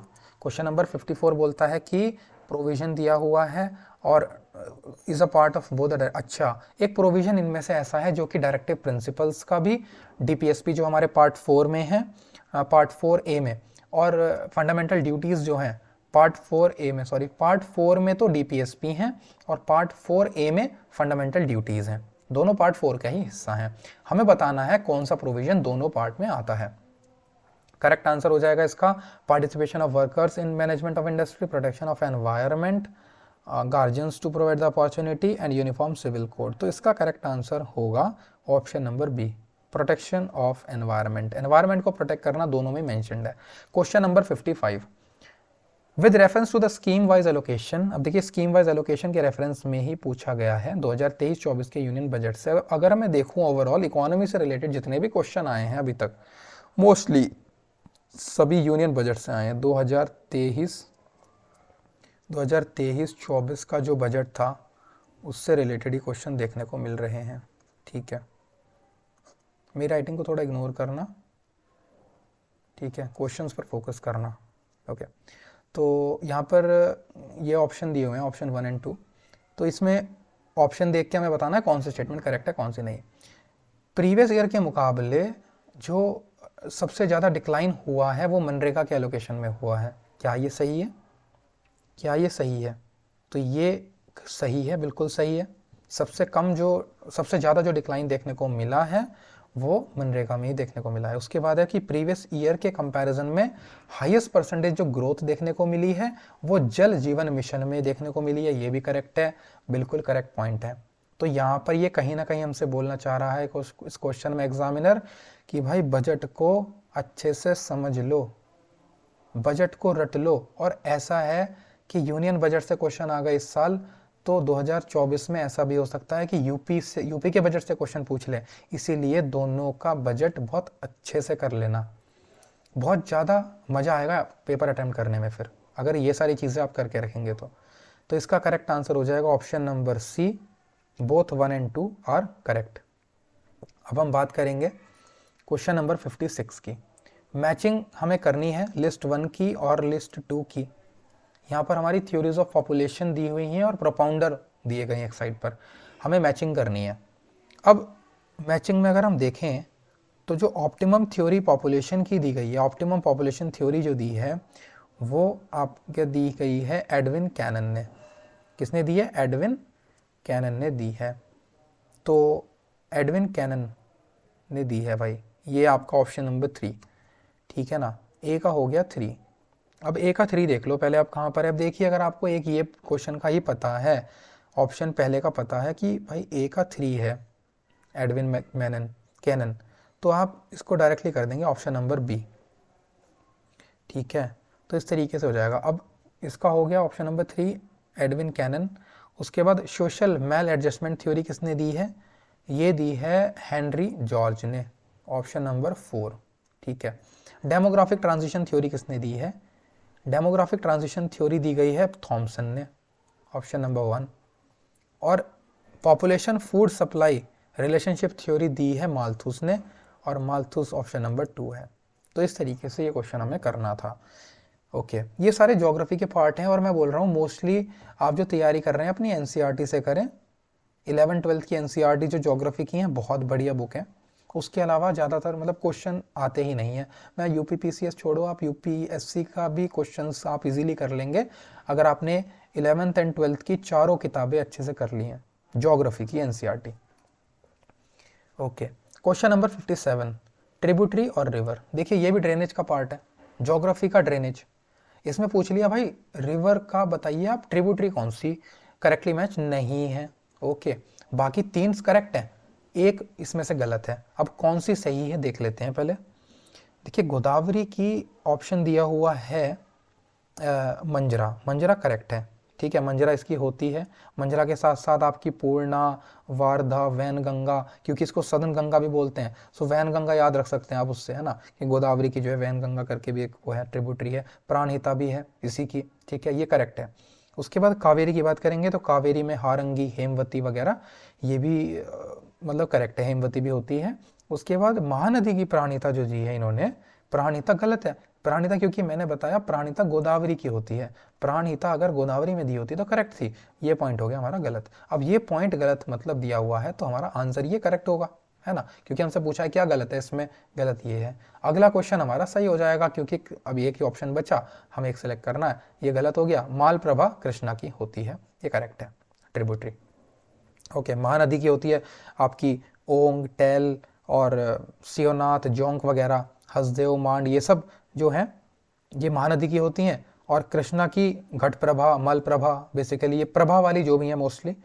ठीक है, तुंगा, भद्रा, भीमा, ये सब कृष्णा की हैं। ठीक है, ये पता होना चाहिए। महानदी का भी हमें याद रखना है कि अलग से नाम है इसके, ओंग, ठीक है, टेल, और क्या बोलते हैं, सेवनाथ। ठीक है, कौन से बैंक की ट्रिब्यूटरी हैं वो भी याद रखना आप। जब आप इतना पढ़ ही रहे हैं, इतनी मेहनत कर ही रहे हैं, सो आप इतना अच्छे से तैयारी कर लें कि भाई क्वेश्चन कैसे भी पूछ ले एग्जामिनर, आप उसको करेक्ट कर लें। ओके, क्योंकि वही हमारा एम है इस वीडियो में भी। ठीक है ना, अल्टीमेट एम तो वही है ना भाई, अपने गोल को अचीव करने का। ठीक है, क्वेश्चन नंबर 58 देखते हैं। अब यूपी के रेफरेंस में हमें बताना है कि ये थोड़ा सा जोग्राफिकली अगर हम बात करें, फॉरेस्ट रिपोर्ट आई थी 2021 में, उससे रिलेटेड कहीं ना कहीं ये क्वेश्चन पूछा गया। Forest constitute about 12.8% of total geographical area of the state. State क्या है? उत्तर प्रदेश। उत्तर प्रदेश में जो फॉरेस्ट है करीब 12.5 नहीं 12.8% के आसपास का एरिया कवर करता है। और जो डिस्ट्रिक्ट जौनपुर, गाजीपुर, बलिया है उसमें कोई फॉरेस्ट लैंड ही नहीं है। क्या ऐसा पॉइंट है? क्या ऐसा हो सकता है कि किसी डिस्ट्रिक्ट में फॉरेस्ट लैंड हो ही ना? क्या ऐसा हो सकता है बताइए, थोड़ा सा समझ के करिए। हाँ बिल्कुल हो सकता है। आप यहाँ पर ये ना सोचें कि भाई सोनभद्र में बहुत सारे फॉरेस्ट हैं और सोनभद्र के थोड़ा सा नॉर्थ में ही बलिया गाजीपुर डिस्ट्रिक्ट हैं। ऐसा कोई ज़रूरी नहीं है कि वहाँ फॉरेस्ट लैंड होगा ही होगा। ठीक है, तो ये पॉइंट हमारा करेक्ट है। और दूसरा, फॉरेस्ट में 12.8% है, ये भी करेक्ट है पूरे जोग्राफिकल एरिया का। ठीक है ना, so option B is the correct answer. अब हम बात करते हैं अगले क्वेश्चन की, क्वेश्चन नंबर 59। 59 क्वेश्चन क्या बोल रहा है कि इनमें से बताना है लेटराइट सॉइल, कौन सी स्टेटमेंट लेटराइट सॉइल के बारे में करेक्ट है। लेटराइट सॉइल उन एरियाज में डेवलप होती है जहां पर बहुत ज़्यादा टेम्परेचर होता है, बहुत ज़्यादा रेनफॉल होती है। ये आयरन ऑक्साइड में और एल्यूमिनियम में बहुत ही ज़्यादा पुअर होती है। हाँ ये तो बात सही है, ये तो बात है ना, ये बात सही है कि बहुत ज़्यादा बारिश होती है और टेम्परेचर ज़्यादा रहता है, ये पॉइंट तो करेक्ट है। बट उसमें आयरन और नहीं होता, एल्यूमिनियम नहीं होता, ये पॉइंट कुछ सही नहीं लग रहा है। ओके, सो ये पॉइंट जो है गलत है और ये पॉइंट सही है कि बारिश बहुत ज़्यादा होती है वहाँ पर, बेसिकली लीचिंग हो जाती है, लीचिंग का टर्म है ना, सॉइल में हो जाती है लीचिंग, तो उस तरीके से हो जाती है यहाँ पर भी बहुत ज़्यादा बारिश एंड टेम्परेचर की वजह से। तो हमें समझना है पुअर ना होकर रिच होगा यहाँ पर, क्योंकि ये बहुत ज़्यादा मैंने पढ़ा था, ज्योग्राफी में पढ़ा हुआ है कि आयरन ऑक्साइड काफ़ी ज़्यादा पाई जाती है लेटराइट सॉइल में, है ना, काफ़ी रिच होती है। ओके, तो ये पॉइंट यहाँ पर गलत हो गया, तो हमारा ऑप्शन नंबर डी करेक्ट हो जाएगा, क्योंकि ऑप्शन ओनली 1 इज करेक्ट। अगला है question, Charaka Samhita is divided into how many chapters and sections. देखिए कुछ ऐसे क्वेश्चंस भी आ जाते हैं, इन क्वेश्चंस को तो मैं बाउंसर टाइप का ही मानूंगा। अब भाई चरक संहिता अगर किसी ने नहीं पढ़ी तो वो कहाँ से इस क्वेश्चन को सॉल्व कर लेगा, ठीक है, मैं तो नहीं कर सकता इसको, अगर आपको पता है then it's well and good. तो बट इसका करेक्ट आंसर मैं बता देता हूँ, 120 चैप्टर हैं इसमें और 8 सेक्शन है। अदरवाइज मैं सजेस्ट करूँगा अगर आपको नहीं पता इसमें आप बिल्कुल भी गैस करने की कोशिश ना करें, इसको आप स्किप कर दें तो बेटर रहेगा। ओके, नाउ अगला क्वेश्चन देखते हैं, इकोनॉमिक सर्वे 2023। ये कुछ अच्छा क्वेश्चन है, करंट अफेयर से रिलेटेड क्वेश्चन है, इकोनॉमिक सर्वे से भी एक क्वेश्चन हमें देखने को मिल गया। सर्विसेज के बारे में पूछा गया है। इकोनॉमिक सर्वे आप मान के चलो कि जो पिछला बजट आया था 2022-23 वाला, उसमें परफॉर्मेंस कैसी रही उसका एक सर्वे होता है। ये इकोनॉमिक सर्वे हमारी इकोनॉमी की क्या हालात हैं इस टाइम पर, वो चीज़ होती है। अब सर्विसेज से रिलेटेड यहाँ पर पूछा है क्या चीज़ सही नहीं है, 3 स्टेटमेंट इसका मतलब यहाँ पर सही है और 3 के बाद आपकी कुछ स्टेटमेंट, एक स्टेटमेंट यहाँ पर गलत है। वो कौन सी स्टेटमेंट गलत है वो हमें पहचानना है, यहाँ पर समझना है। तो 61 क्वेश्चन है हमारा, fashion, grocery, general merchandise will be captured nearly 2/3 of the Indian e commerce by 2030। तो भाई ये तो हमें कहीं से भी नहीं लग रहा। फैशन, ग्रोसरी और जनरल मर्चेंडाइज, ये पॉइंट इसका गलत है। 7 मतलब ये पॉइंट करेक्ट है कि हाँ 75 डिजिटल बैंकिंग यूनिट्स को जो है अनाउंस किया गया है, मतलब ट्रांसफॉर्म कर रहे हैं, transformed financial services 75 banking units को। और credit growth to services is about 16% credit growth हो रहा है सर्विसेज को जुलाई 2022 से शुरू होके। एंड पीएमआई सर्विसेज जो हैं वो विटनेस कर रही हैं क्या बोलते हैं, स्ट्रॉन्गेस्ट एक्सपेंशन एवर सिंस 2022 के जुलाई, ठीक है ना। तो इस तरीके से जुलाई मतलब जुलाई के बाद परफॉर्मेंस काफ़ी अच्छा हो रहा है, ठीक है। बट ये पॉइंट गलत है कि भाई 2/3 का 2030 तक का, तो पहली बात एनालिसिस अभी तक कैसे बता दोगे आप, एक प्रिडिक्शन आप करेंगे भी तो कुछ नियरेस्ट ईयर मतलब 2025-26 तक का ही बता पाएंगे ना। 2030 तक का आप 2/3 बोल देंगे तो कैसे चलेगा, क्योंकि चीज़ें चेंज होती रहती हैं। उसके बाद आता है ऑप्शन नंबर 6, क्वेश्चन 62 आता है कि एजर्शन दिया हुआ है और हमें एक रीज़न दिया हुआ है, हमें बताना है कि एजर्शन और रीज़न मतलब क्या चीज़ करेक्ट है। Population control is necessary to maintain the environment of the country. हमारे देश के एनवायरनमेंट को मेंटेन करने के लिए पॉपुलेशन कंट्रोल ज़रूरी है, क्योंकि बहुत सारी प्रॉब्लम्स का जो है ना कारण ही पॉपुलेशन, एक्सेस पॉपुलेशन है। उसका रीज़न क्या है कि रैपिड इंक्रीज इन पॉपुलेशन की वजह से एनवायरमेंटल बैलेंस मेंटेन रहता है। भाई गलत है यार, रीज़न बिल्कुल ही गलत है। मतलब पॉपुलेशन एक तरफ तो आप बोल रहे हो कि पॉपुलेशन कंट्रोल करो, एनवायरनमेंट प्रोटेक्ट रहेगा, और दूसरे रीज़न में आप बोल रहे हो कि रैपिड इंक्रीज होने की वजह से एनवायरमेंटल बैलेंस मेंटेन रहता है। तो भाई इंक्रीज ना हो गया, अगर डिक्रीज होता तो कहीं ना कहीं ये स्टेटमेंट करेक्ट थी, बट अभी ये स्टेटमेंट गलत है। सो हमारा हम यहाँ पर स्टेटमेंट डी सेलेक्ट करेंगे।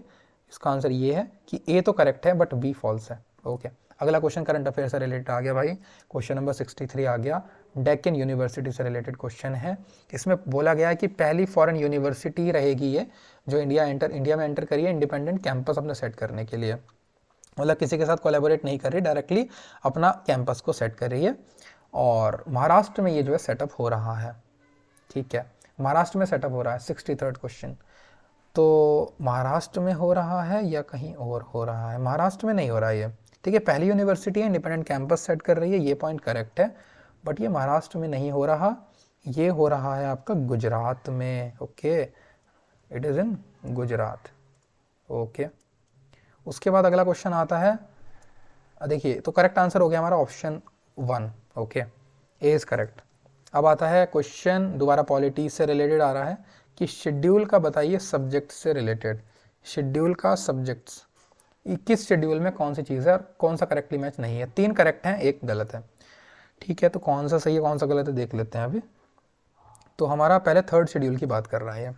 3rd शेड्यूल में ऑथ एंड अफर्मेशंस होती हैं, करेक्ट है, ऑथ एंड एफर्मेशन जो भी यूनियन मिनिस्टर्स होते हैं इंडिया के, ठीक है, और क्या होते हैं इलेक्शन कैंडिडेट्स पार्लियामेंट के, वो सभी यहाँ पर होते हैं, ठीक है।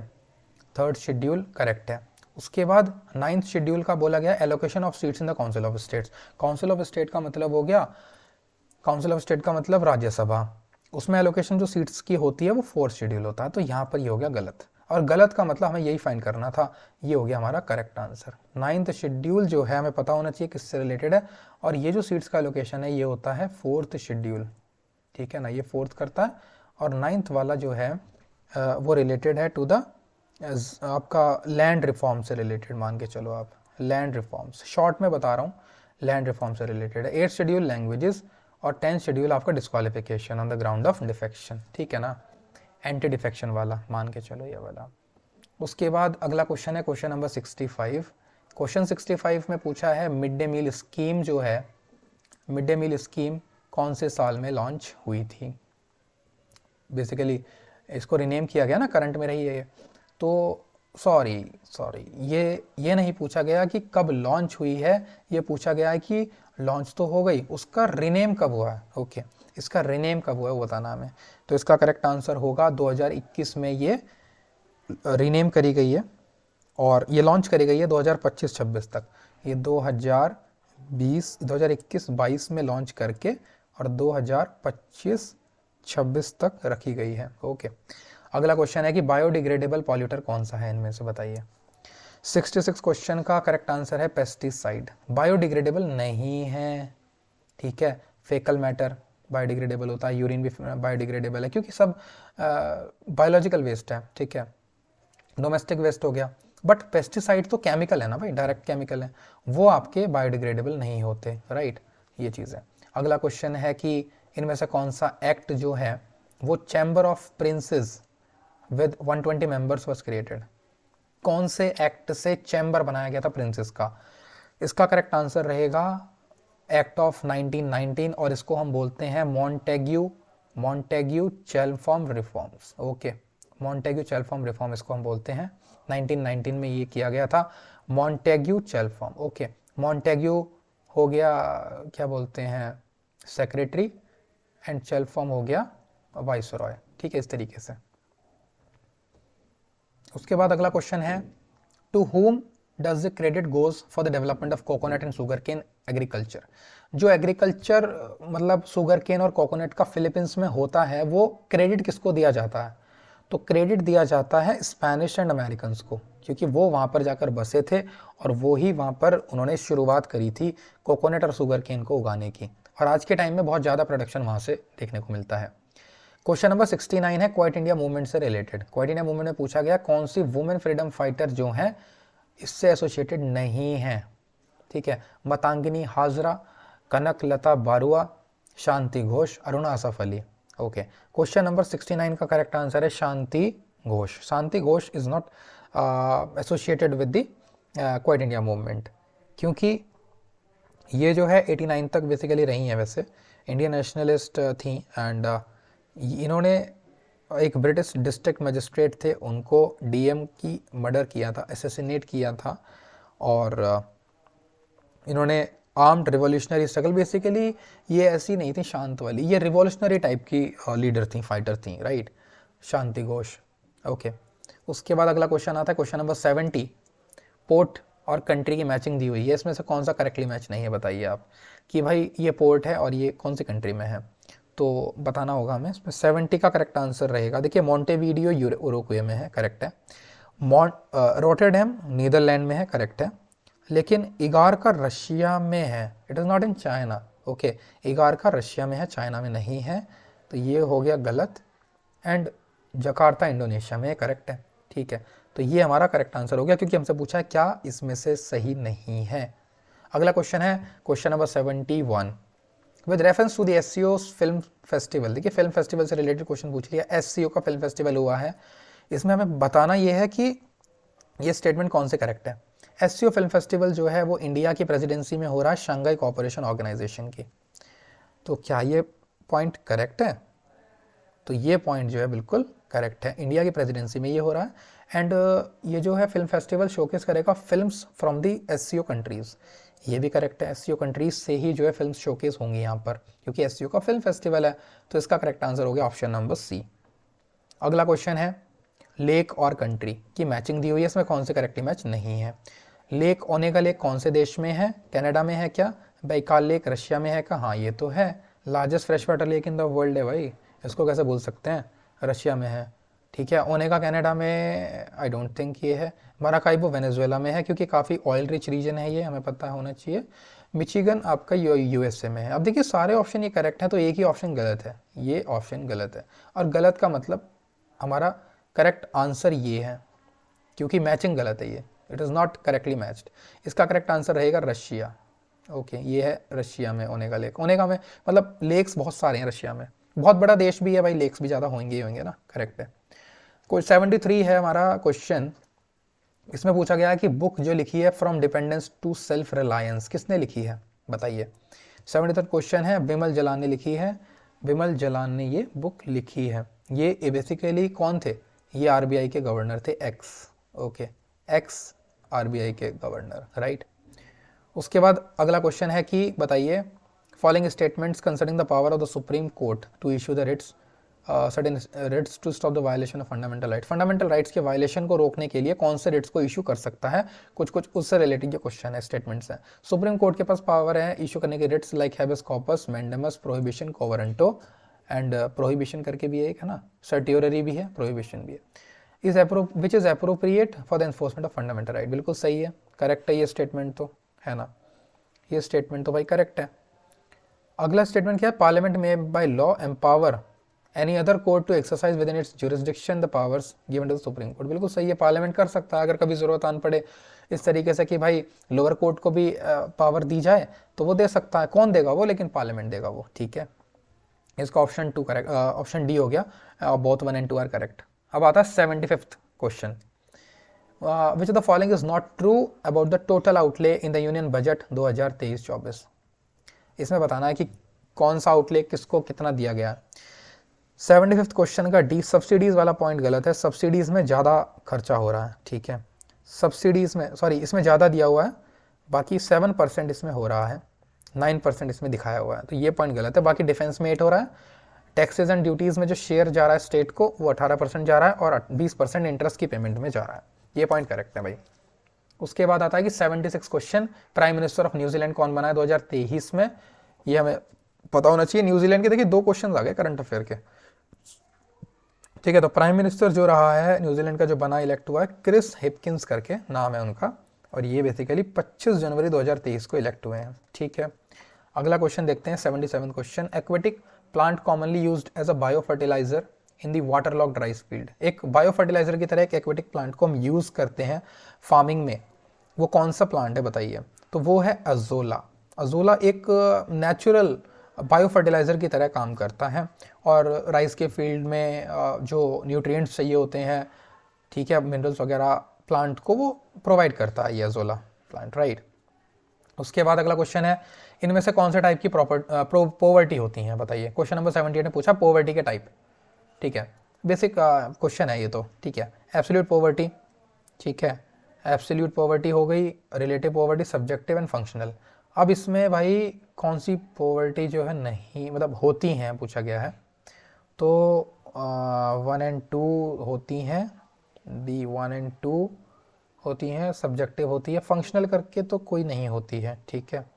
पॉवर्टी, हाँ देखिए पॉवर्टी जो है एक तो हो गई, ये करेक्ट है, रिलेटिव भी होती है, सब्जेक्टिव भी होती है, बट फंक्शनल करके नहीं होती, ठीक है ना।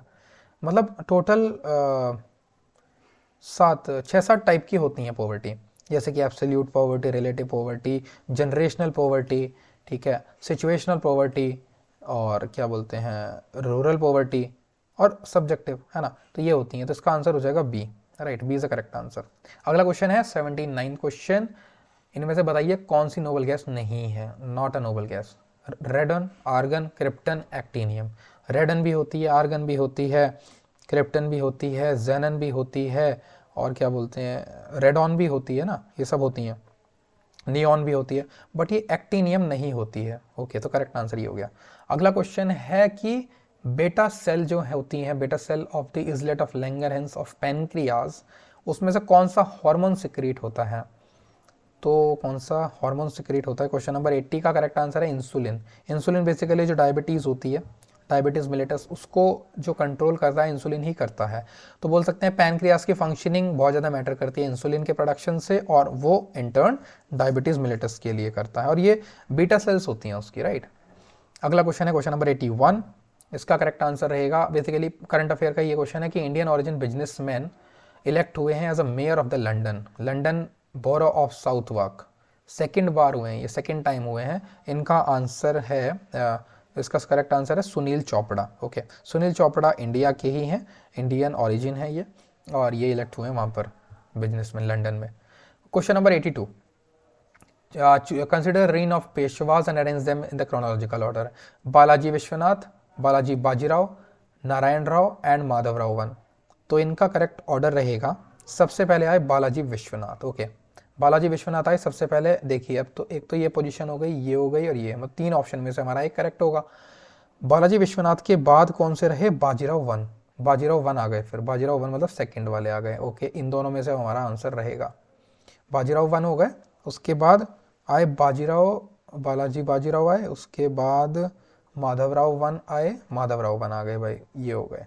तो ऑप्शन बी हमारा करेक्ट हो गया, क्योंकि जब ये हो गए 3 सारे एलिमिनेट हो गए, तो ये हमारा करेक्ट हो गया आंसर। ओके, सबसे लास्ट में जो आए वो आए हैं नारायण राव। ओके, अगला question, question number 83।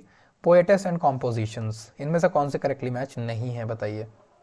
Question number 83, Gangabai और गणेश देव लीला, ये करेक्ट रहेगा, option number D. Question number 84। Consider the following statements about sustainable development. देखिए सस्टेनेबल डेवलपमेंट दोबारा आ गया। मैं बोल रहा हूँ कि भाई एग्जामिनर को बहुत ज़्यादा पसंद आ गई ये टर्म, ठीक है। इसको पूरा समझ के जब जाना भाई एग्ज़ाम देने 2024 में, या कभी भी फ्यूचर में जब देने जाएंगे, तो ये चीज़ें जो चल रही हैं, climate change, global warming, ozone hole, ozone depletion करके, ये क्लाइमेट से रिलेटेड टर्मिनोलॉजीज़ हैं, बहुत ज़्यादा न्यूज़ में रहती हैं। तो इसके बारे में गो थ्रू करते रहना, अपनी नॉलेज को एनहेंस करना बेटर रहता है। 84 क्वेश्चन हम बात कर रहे हैं, तो सस्टेनेबल डेवलपमेंट से रिलेटेड है। ये है कि based on the global indicator framework and data produce by the national statistical systems and information collected at regional level, the United Nation secretary general presents an annual sustainable development goal report. Okay, उसके बाद global sustainable development report is produced to form the quadrennial sustainable development goal review deliberations at the United Nations General Assembly once every quarter. Okay, so 84th question ये है। अब इसका correct answer रहेगा option number D, only one is correct. ये point गलत है, ये point सही है, ठीक है। नाउ अगला क्वेश्चन है question number 85। With reference to the invaders in the ancient India, ancient India में इन्वेडर्स जो रहे हैं उनके रेफरेंस में हमें बताना होगा कि इनमें से कौन से स्टेटमेंट करेक्ट है। करेक्ट क्रोनोलॉजिकल ऑर्डर हमें बताना है। तो सबसे पहले कौन आए, सबसे बाद में कौन आए, ठीक है, उनके बीच में कौन आए, वो हमें पता होना चाहिए। 85th का करेक्ट ऑप्शन रहेगा बी, सबसे पहले ग्रीक आए, सबसे पुराने लोग। ओके, इंडिया में इन्वेड किया इन्होंने। उसके बाद शाकाज आए, उसके बाद कुशानाज आए। कुशाना के तो एक बहुत ही फेमस किंग भी हैं, आपको पता होगा, कनिष्का। ओके, कनिष्का एक रूलर थे, ठीक है, वो कुशाना डायनेस्टी से ही थे, बेसिकली कुशाना से ही बिलोंग करते थे। अगला क्वेश्चन है, हमें मैचिंग करनी है, क्वेश्चन नंबर 86 मैचिंग है यहाँ पर, और पूछा गया है कि आर्कियोलॉजिकल साइट की प्रेजेंट लोकेशन से मैचिंग करनी है। आर्कियोलॉजिकल साइट जैसे सपोज करो आप डिडवाना हो गया, इसामोर है, नेवेसा है, तो ये कहाँ पर है? तो जो नेवेसा है वो महाराष्ट्र में है। ओके, नेवेसा हो गई महाराष्ट्र में, इसामोर है, इसामोर दिया हुआ है इसमें, बट आई थिंक ये इसामपुर होगा, है ना, इसामपुर होगा ये। चलिए इसामोर है तो हम थोड़ा समझते हैं इसको, है ना। अभी अगला देखते हैं, डिडवाना। क्वेश्चन नंबर सी, मतलब पॉइंट सी का डिडवाना जो है, डिडवाना राजस्थान में है। और गुडियम केव कहाँ पे है? देखिए मोस्टली जो केव्स मिलती हैं साउथ इंडिया में देखने को मिलती हैं, और ये केव रहेगी आपकी तमिलनाडु में। दोनों ही साउथ की ही हैं, ये भी तमिलनाडु भी कर्नाटक भी, तो कर्नाटक का ये हो जाएगा फिर इसामोर। ओके, तमिलनाडु की हो गया। तो ऑप्शन कौन सा हो गया हमारा? ए का 3 हो गया, बी का 4 हो गया, ओके, ए का 3, बी का 4, इनमें से कोई होगा, सी का 1, सी का 1 हो गया, तो ऑप्शन सी करेक्ट हो गया। ओके, अगला क्वेश्चन होता है 87, वर्ल्ड वेटलैंड्स डे बताइए। भाई बहुत ही बेसिक क्वेश्चन है, ठीक है, 2 फरवरी को मनाया जाता है हर साल, और ये बेसिकली 1971 से शुरू हुआ है बनाना। ओके, क्वेश्चन 88 है, स्कीम और प्रोग्राम दिया हुआ है, कौन से सेंट्रल गवर्नमेंट प्रोग्राम में नहीं आता, and it is the Uttar Pradesh का गवर्नमेंट प्रोग्राम। इसमें गंगा एक्सप्रेसवे, मनरेगा, पंडित नेहरू, देखिए मनरेगा तो गवर्नमेंट ऑफ इंडिया का है, ये तो क्लियर है, ठीक है। उसके बाद पंडित नेहरू उत्कर्ष मिशन, पंडित नेहरू है वो भी मे बी यूपी का भी हो सकता है या उसका भी हो सकता है, सेंट्रल गवर्नमेंट का, बट ये सेंट्रल गवर्नमेंट का ही है, ठीक है, ये सेंट्रल गवर्नमेंट का है, ये सेंट्रल गवर्नमेंट का है। और ग्रामीण स्वास्थ्य मिशन, ये भी उसका, ये क्या नाम है, सेंट्रल गवर्नमेंट का है। तो यूपी गवर्नमेंट का ये प्रोग्राम है गंगा एक्सप्रेसवे, ठीक है, ये उत्तर प्रदेश सरकार ने शुरू किया। ये टोटल अगर हम बात करें 594 किलोमीटर लंबा एक्सप्रेसवे रहेगा। ओके, टोटल 6 लेन का इसको बनाने की बात हो रही, मतलब बात है, ठीक है। और ये एक्सपेंडेबल रहेगा, 2 लेन इसमें ऐड हो सकती हैं, टोटल हो जाएगा 8 लेन का। ओके, ये बिजौली से लेकर, बिजौली है ये मेरठ के पास में, मेरठ से बिजौली मतलब बिजौली गांव से लेकर ये टोटल चलेगा आपका 594 किलोमीटर रहेगा।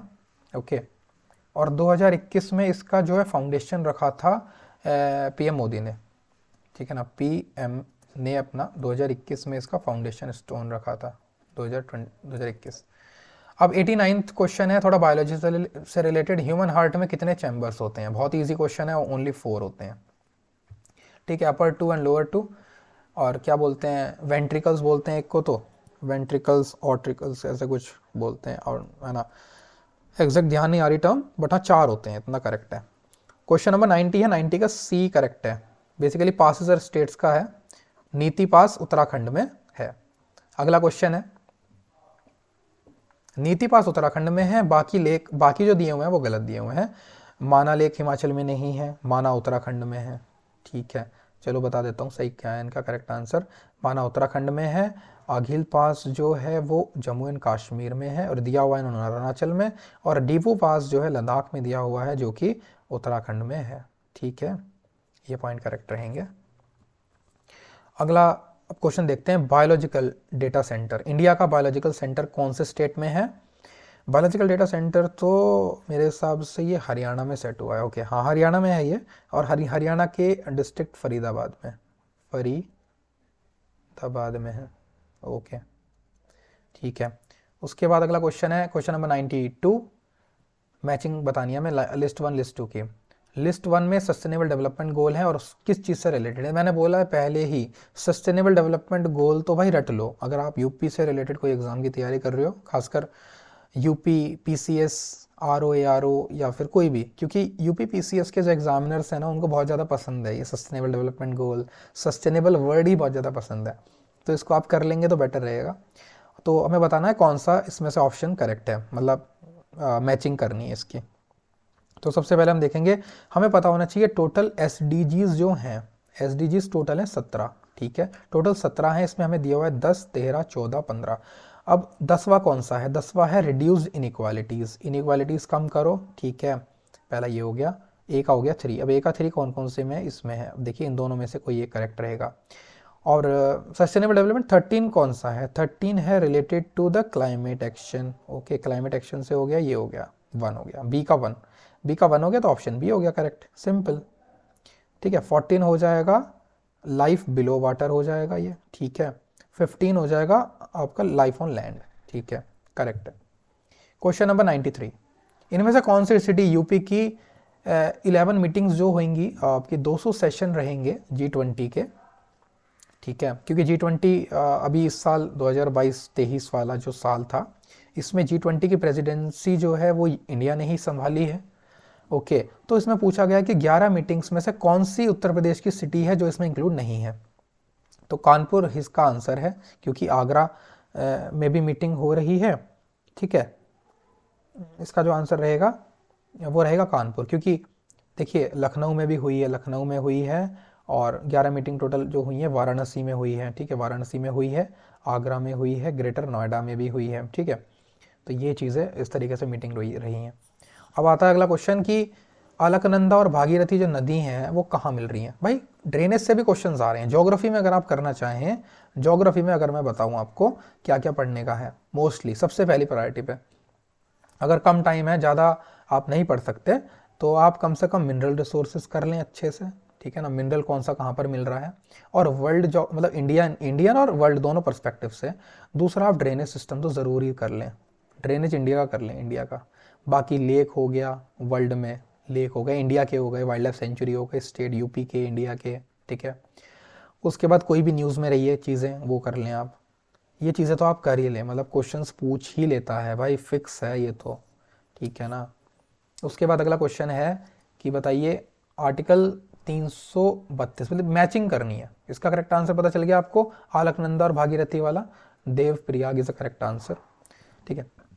क्वेश्चन नंबर 95, मैचिंग करनी है। आर्टिकल 324 किससे रिलेटेड है? आर्टिकल 324 पता होना चाहिए। सबसे पहले तो 280 मुझे दिख रहा है अलग ही, 280 हो जाएगा आपका फाइनेंस कमीशन का, ठीक है। सी का 2 हो जाएगा। अब जब सी का 2 करा आपने तो आपका क्वेश्चन सारे एलिमिनेट हो गए, मतलब ये सारे एलिमिनेट हो गए, ये आपका करेक्ट हो गया। अब देख लो ए का 4 हो गया, इलेक्शन कमीशन हो गया। अगर आपको एक पता है कोई, ठीक है, तो आप इजीली कर लेंगे।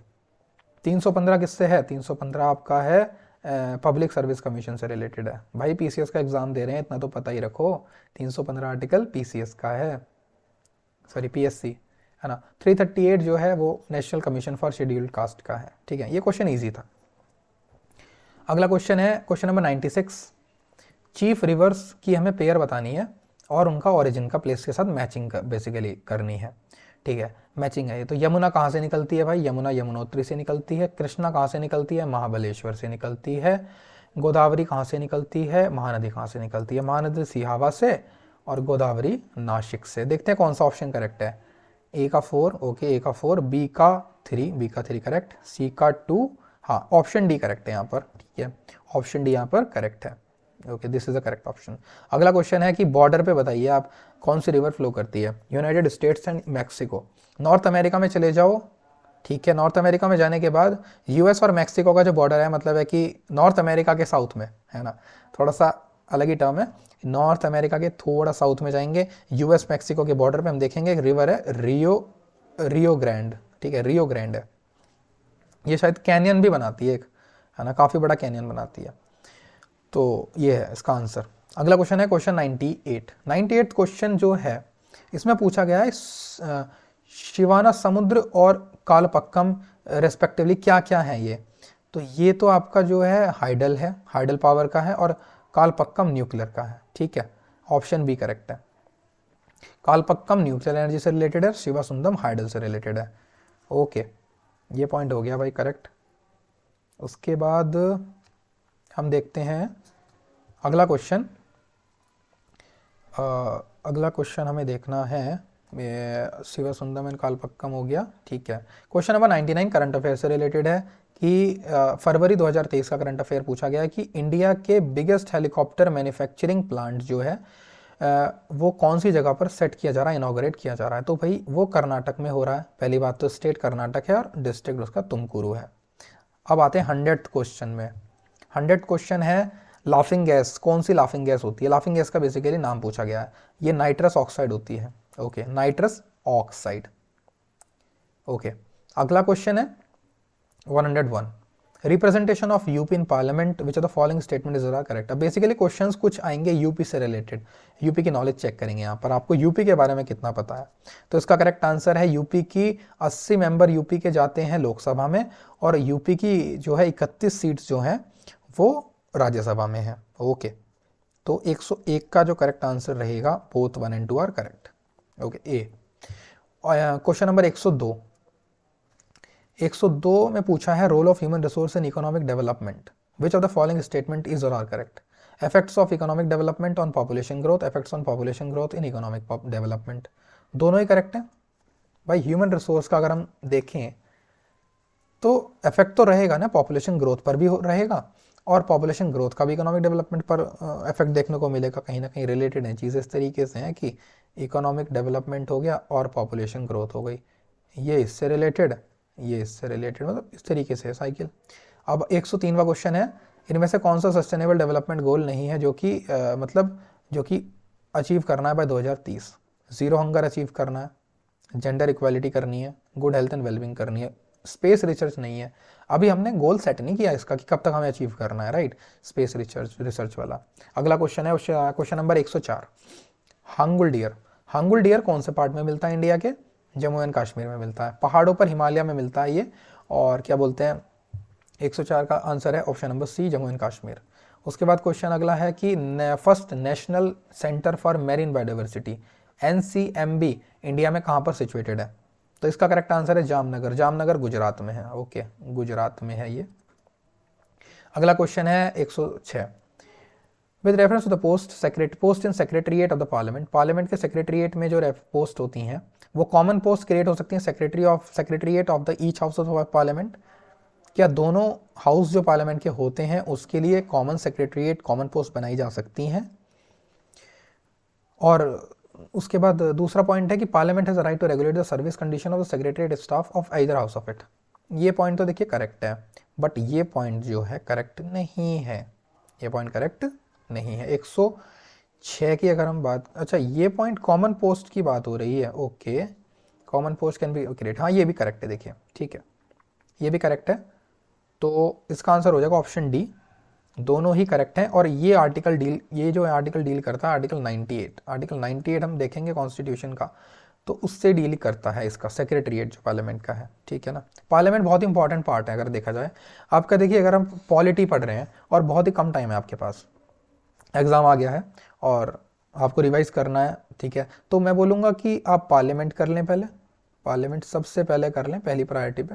उसके बाद आप कर लें सुप्रीम कोर्ट, सुप्रीम कोर्ट के बाद हाँ थोड़ा सा ये स्टेट वाला पार्ट भी आपको समझने की ज़रूरत है। सुप्रीम कोर्ट है तो आप हाई कोर्ट को भी थोड़ा देखते हुए चलें, पार्लियामेंट देख रहे हैं तो स्टेट लेजिस्लेचर को भी देखते हुए चलें, है ना। और क्या बोलते हैं, पंचायती राज वाला पार्ट देख लें आप, बहुत इंपॉर्टेंट रहेगा पंचायती राज, ठीक है, पंचायती राज देख लें।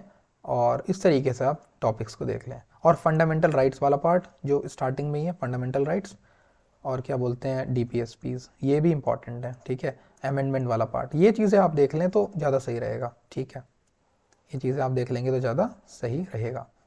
अब हम बात करेंगे अगले क्वेश्चन की ओर पढ़ते हैं, चलिए अगला क्वेश्चन क्या बोल रहा है, 107, इंडिया के G20 लोगो से रिलेटेड क्वेश्चन है।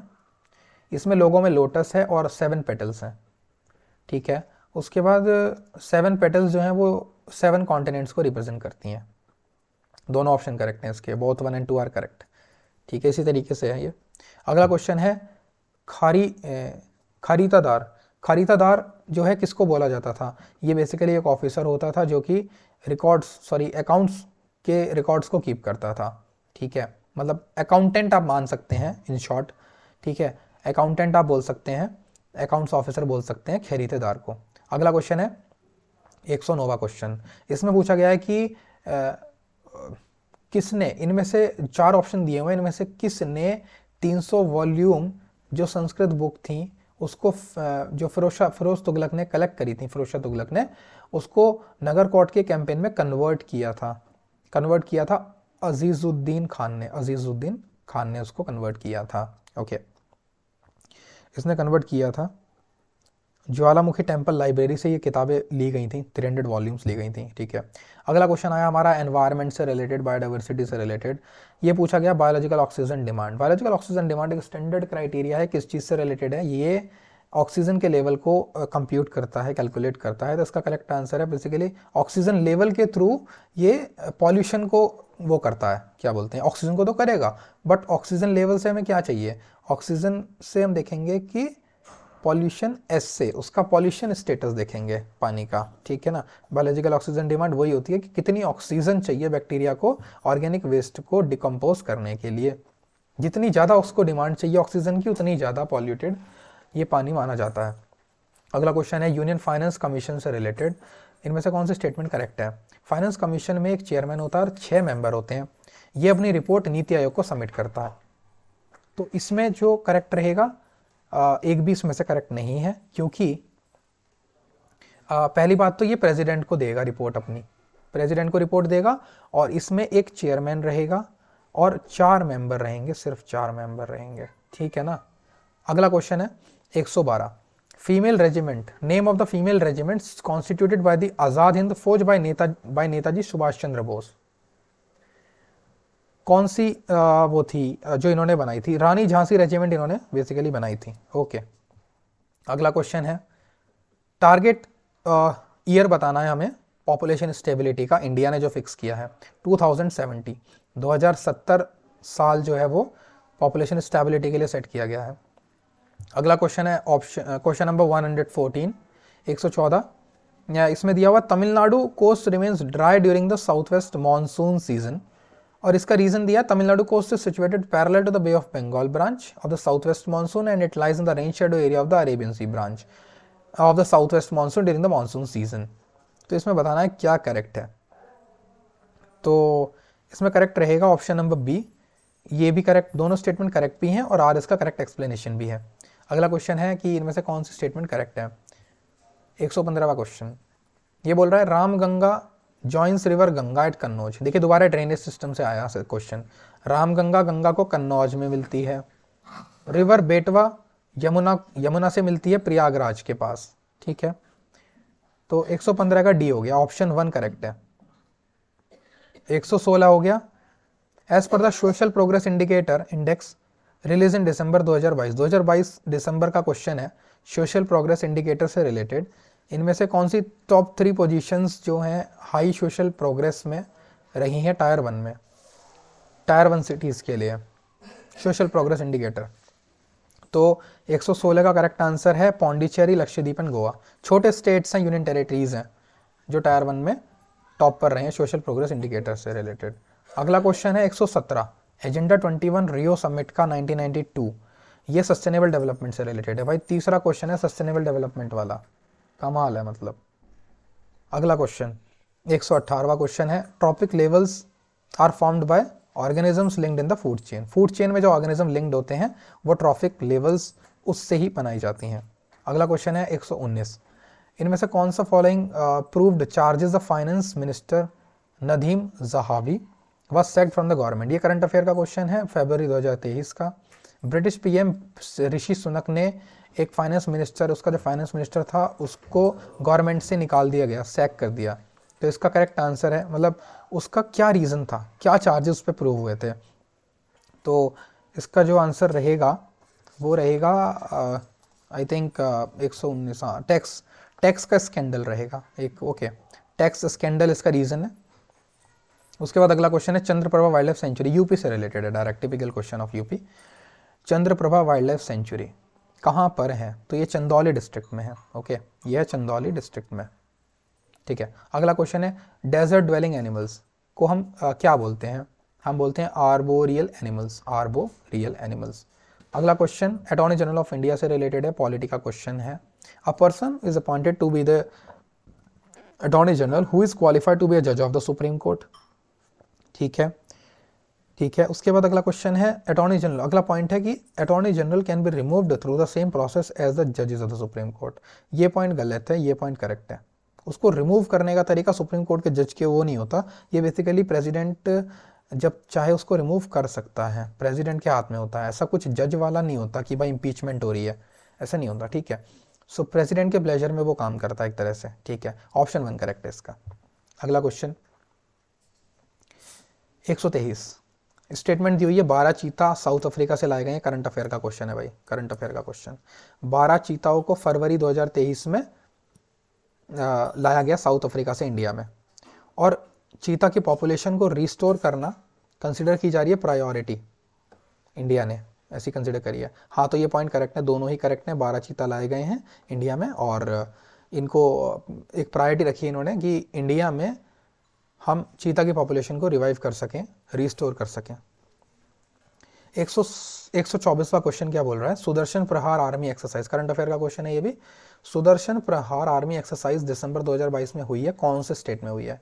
वो हुई है राजस्थान में। ओके, 125वां क्वेश्चन है कि इंपॉर्टेंट फैक्टर बताइए आप, most important factor for the lost of biodiversity.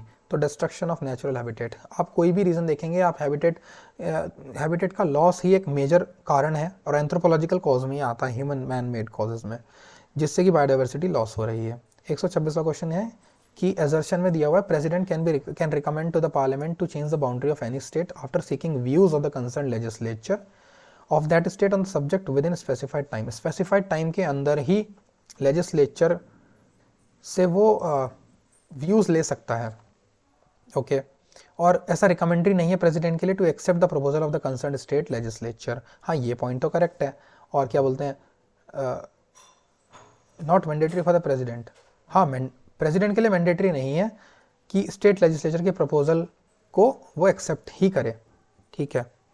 सो इसका करेक्ट आंसर रहेगा ऑप्शन नंबर बी, क्योंकि ऑप्शन ए मतलब असर्शन और रीजन दोनों करेक्ट है, बट रीजन उसका करेक्ट एक्सप्लेनेशन नहीं है ए का, ठीक है ना, ये चीज़ है। नाउ अगला क्वेश्चन है 127। फॉलोइंग इवेंट्स को कंसीडर करें और अरेंज करें उनको करेक्ट क्रोनोलॉजिकल ऑर्डर में starting from the earliest to the last activity. सबसे पहले क्या हुआ, वही है ना, क्रोनोलॉजिकल क्वेश्चंस पूछना ज़्यादा इनको पसंद है। ये भी एक चीज़ है नोट करने की यहाँ पर कि क्रोनोलॉजी बहुत ज़्यादा वो पूछते हैं। सो 127 का जो करेक्ट आंसर है वो ऑप्शन नंबर सी है, और उसमें यह है कि ड्राफ्टिंग कमिटी पहले जो है सबसे पहले कॉन्स्टिट्यूएंट असेंबली मैट हुई, ठीक है, एक बार मिली, वो मिलने के बाद उन्होंने ड्राफ्टिंग कमेटी को अपॉइंट करा, ड्राफ्टिंग कमेटी ने कॉन्स्टिट्यूशन को अडॉप्ट करा, ओके इनेक्ट करा, उसके बाद डेट अनाउंस कर दी गई कि भाई इस तारीख से हमारे कॉन्स्टिट्यूशन जो है कमेंस हो जाएगी। तो ये रहा पूरा क्रोनोलॉजी। अगला क्वेश्चन है 25 दिसंबर 2022 को, करंट अफेयर का क्वेश्चन है ये, 25 दिसंबर 2022 को कौन सी कंट्रीज ने एक्सटेंड करी मिलिट्री सर्विसेज फॉर 1 ईयर तो those males who were born 1 January 2005 के बाद। तो Taiwan is the correct answer, Taiwan जो इसका करेक्ट आंसर है। और 129 क्वेश्चन है, एजर्शन और रीजन की बात करेंगे। एजर्शन में president is a part of parliament, correct है, प्रेसिडेंट पार्लियामेंट का पार्ट होता है, और bill pass by the 2 houses of the parliament can't become a law without the assent of the president, ये भी करेक्ट है। तो करेक्ट आंसर हो गया ऑप्शन नंबर डी कि स्टेटमेंट भी करेक्ट है, एजर्शन भी करेक्ट है, दोनों मतलब assertion and reason both are correct and also are is the correct explanation of A. अगला क्वेश्चन, कैप्टन हॉकिंस के रेफरेंस में आप बताइए कि कैप्टन हॉकिंस इंडिया में 1611 में आए थे as a envoy of James one. Statement 2 है कि he was very well versed with Turkish language, Turkish language उनको बहुत अच्छे से आती थी। तो इसका ऑप्शन मतलब करेक्ट आंसर रहेगा नाइदर 1 नॉर 2, इसमें से कुछ भी सही नहीं है, ये भी गलत है, ये भी गलत है। 1611 में नहीं, मतलब वो जेम्स वन के एनवॉय के साथ, मतलब पॉइंट ही गलत है ये पूरा, ठीक है। करेक्ट आंसर क्या रहेगा, करेक्ट आंसर हो गया option number D. Sir William Hawkins जो थे एक इंग्लिश ईस्ट इंडिया कंपनी के एक डिप्लोमेट थे, ओके, और वो आए थे 1607 में, ओके 1607 में आए थे पहली बात तो। दूसरा टर्किश लैंग्वेज में वेल वर्स्ड नहीं थे वो, ठीक है, क्योंकि वो हॉकिंस जो थे वेल वर्स्ड टर्किश लैंग्वेज में और दूसरी भाषाओं में भी, इंग्लिश भी उनको अच्छे से आती थी, ठीक है। अगला क्वेश्चन देखते हैं। अगला क्वेश्चन है 131, question number 131। With reference to the composition of the legislative council in a state, which of the following statement is correct? Legislative council में there may not be more than 1/3 members, 1/3 member से ज़्यादा नहीं हो सकते total membership के। दूसरा है कि legislative council स्टेट की must have at least 40 members। हाँ तो ये पॉइंट करेक्ट है, दोनों ही करेक्ट हैं स्टेटमेंट। मतलब है कि जो मेंबर ऑफ लेजिस्लेटिव काउंसिल होते हैं वो कम से कम 40 हो सकते हैं और ज़्यादा से ज़्यादा 1/3 ऑफ द एमएलए हो सकते हैं, ठीक है। अब 132वां क्वेश्चन क्या है, ये नाटू नाटू जो सॉन्ग था गोल्डन ग्लोबल अवार्ड उसने जीता है, वो किसने लिखा था, किसने कंपोज किया? तो उसका करेक्ट आंसर है MM कीरावानी। करंट अफेयर का क्वेश्चन है ये भी, ठीक है, नोट करते रहिए, करंट अफेयर का ये क्वेश्चन है। अगला क्वेश्चन है which of the following schemes are related to Uttar Pradesh. इनमें से कौन सी स्कीम्स उत्तर प्रदेश से रिलेटेड है? ओनली वन, पहली स्कीम जो है सिर्फ उत्तर प्रदेश से रिलेटेड है, अनूठी उपहार स्कीम, ये यूपी की है। मातृ शक्ति उद्यमित स्कीम हरियाणा से रिलेटेड है। कौशल्य मातृत्व स्कीम छत्तीसगढ़ से रिलेटेड है। स्त्री निधि स्कीम ये मेघालय से, ये तेलंगाना से रिलेटेड है। अगला क्वेश्चन है 134, जॉइंट सिटिंग ऑफ पार्लियामेंट से रिलेटेड में बताना है। Article 109 provides joint sitting, article 108, ये पॉइंट गलत हो गया। अगला है speaker presides the joint sitting of the 2 houses, speaker of Lok Sabha, ये करेक्ट है, ठीक है, तो ओनली 2 आर करेक्ट। आर्टिकल 135 की बात करेंगे अब। रिकमेंडेशन अशोक मेहता कमेटी की पंचायती राज में जो रही है, देखिए पंचायती राज भी इंपॉर्टेंट है चैप्टर, क्योंकि उससे भी क्वेश्चन कुछ ना कुछ पूछ लेते हैं। तो अशोक मेहता कमेटी की रिकमेंडेशन के बारे में पूछा गया, 1977 में ये कॉन्स्टिट्यूट हुई थी। तो इसमें मतलब ये पॉइंट दिया गया कि 3 टायर सिस्टम पंचायती राज का रिप्लेस होना चाहिए 2 टायर सिस्टम से, ऐसी बात उन्होंने बोली थी। हाँ, ये बात बोली थी। उसके बाद एक ब्लॉक जो है, पहला पॉइंट ऑफ डिसेंट्रलाइजेशन होना चाहिए पॉपुलर सुपरविजन के लिए, under popular supervision below the state level. तो ये पॉइंट गलत है, ब्लॉक ना करके मंडल इज करेक्ट, ठीक है। So only 1 is correct, option 1। Now 136, question number 136, इसमें हड़प्पन कल्चर से रिलेटेड क्वेश्चन है। ईस्टर्न बाउंड्री पूछिए, सबसे ईस्ट में क्या है? सबसे ईस्ट में आलमगीरपुर। आलमगीरपुर यमुना के किनारे है, यमुना के किनारे है, यमुना की ट्रिब्यूटरी हिंडन के किनारे, हिंडन रिवर के किनारे है, ठीक है। अगला question question number 137, international day of for the eradication of poverty 2022-23 की थीम बतानी है। थीम है dignity for all in practice, सभी के लिए डिग्निटी होनी चाहिए, ठीक है, dignity for all in practice. अगला क्वेश्चन है क्वेश्चन नंबर 138, टॉक्सॉइड। वैक्सीन पूछी गई है डिप्थीरिया के अगेंस्ट, कौन सी वैक्सीन होती है? तो वैक्सीन है टॉक्सॉइड। अगला क्वेश्चन है ईवी रामास्वामी नायकर, इसने पार्टिसिपेट किया था नॉन कॉपरेशन मूवमेंट में और इसने कांग्रेस को छोड़ दिया था 1925 में, ठीक है। ईवी रामास्वामी नायकर की हम बात कर रहे हैं। तो नॉन कॉपरेशन मूवमेंट में पार्टिसिपेट तो इन्होंने किया था, ठीक है, और इन्होंने कांग्रेस को छोड़ भी दिया था। कुछ मिसअंडरस्टैंडिंग, मतलब इनकी जो है, इनके विचार नहीं मिले, इसलिए इन्होंने छोड़ दिया। तो बोथ 1 और 2 आर करेक्ट। अगला क्वेश्चन है मैचिंग का एक क्वेश्चन है, इसमें एक माउंटेन दी हुई है और कंट्रीज दी हुई हैं। माउंटेन्स में Kilimanjaro Tanzania, Toubkal in Morocco, Stanley in Uganda and Hoggar in Algeria. तो ये करेक्ट आंसर इसका हो जाएगा ए का 3 बी का 1, ए का 3 बी का 1। तो correct answer is option number C. अगला क्वेश्चन है क्वेश्चन नंबर 141। क्वेश्चन नंबर 141 में अब पूछा गया है non conventional energy sources are those energy sources which are renewable होते हैं। कितने रेलवे स्टेशन जो आइडेंटिफाई किए गए मॉडर्नाइजेशन के लिए उत्तर प्रदेश के फरवरी में? तो 149, 150 में एक कम है, सिर्फ 149 स्टेशंस को सिलेक्ट किया गया है। Ozone layer absorbing ultraviolet radiation कौन से एटमॉस्फेरिक लेयर में होती है, पाई जाती है? इसका करेक्ट आंसर है स्ट्रेटोस्फेयर। स्ट्रेटोस्फेयर हमारे एटमॉस्फेयर की सेकंड लेयर होती है, ट्रोपोस्फेयर होती है पहले, ट्रोपोस्फेयर, ठीक है। ट्रोपोस्फेयर के ऊपर होती है स्ट्रेटोस्फेयर, ओके। स्ट्रेटोस्फेयर के ऊपर होती है मीजोस्फेयर, मीजो के बाद होती है थर्मोस्फेयर के बाद होती है एक्सोस्फेयर, आयोनोस्फेयर इसी में होती है। तो ये सेकंड लेयर में स्ट्रेटोस्फेयर में ही यूवी रेडिएशंस को एब्जॉर्ब करने की ओजोन लेयर होती है।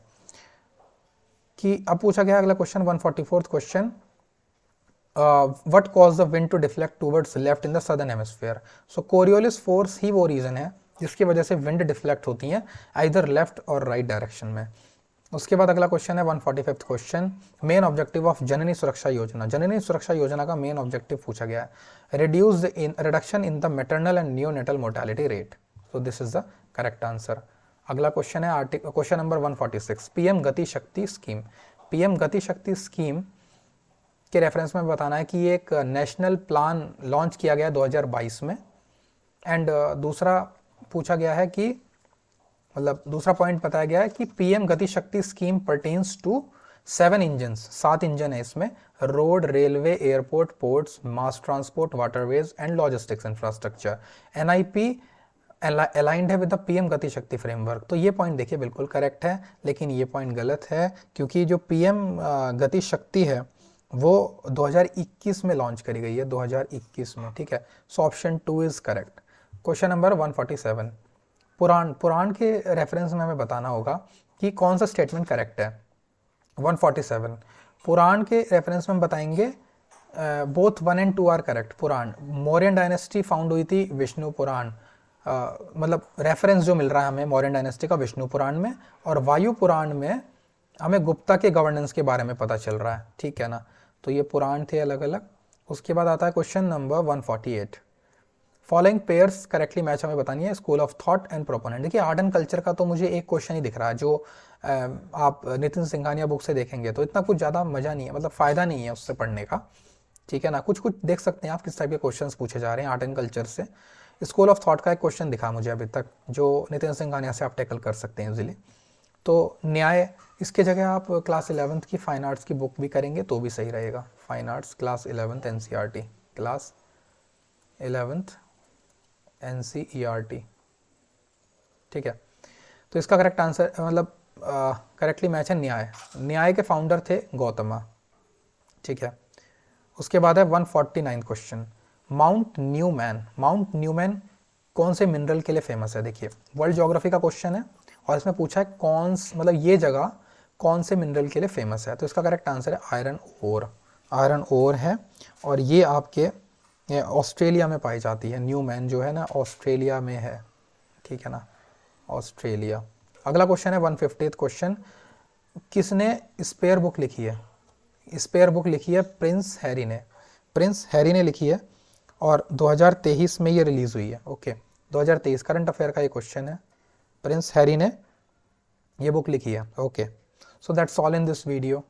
हमने इस वीडियो में टोटल 150 क्वेश्चंस कवर किए हैं और आगे भी मैं नेक्स्ट मतलब 2022 2021 इस तरीके से 2010 तक के क्वेश्चंस को कंप्लीट करने की कोशिश करूँगा।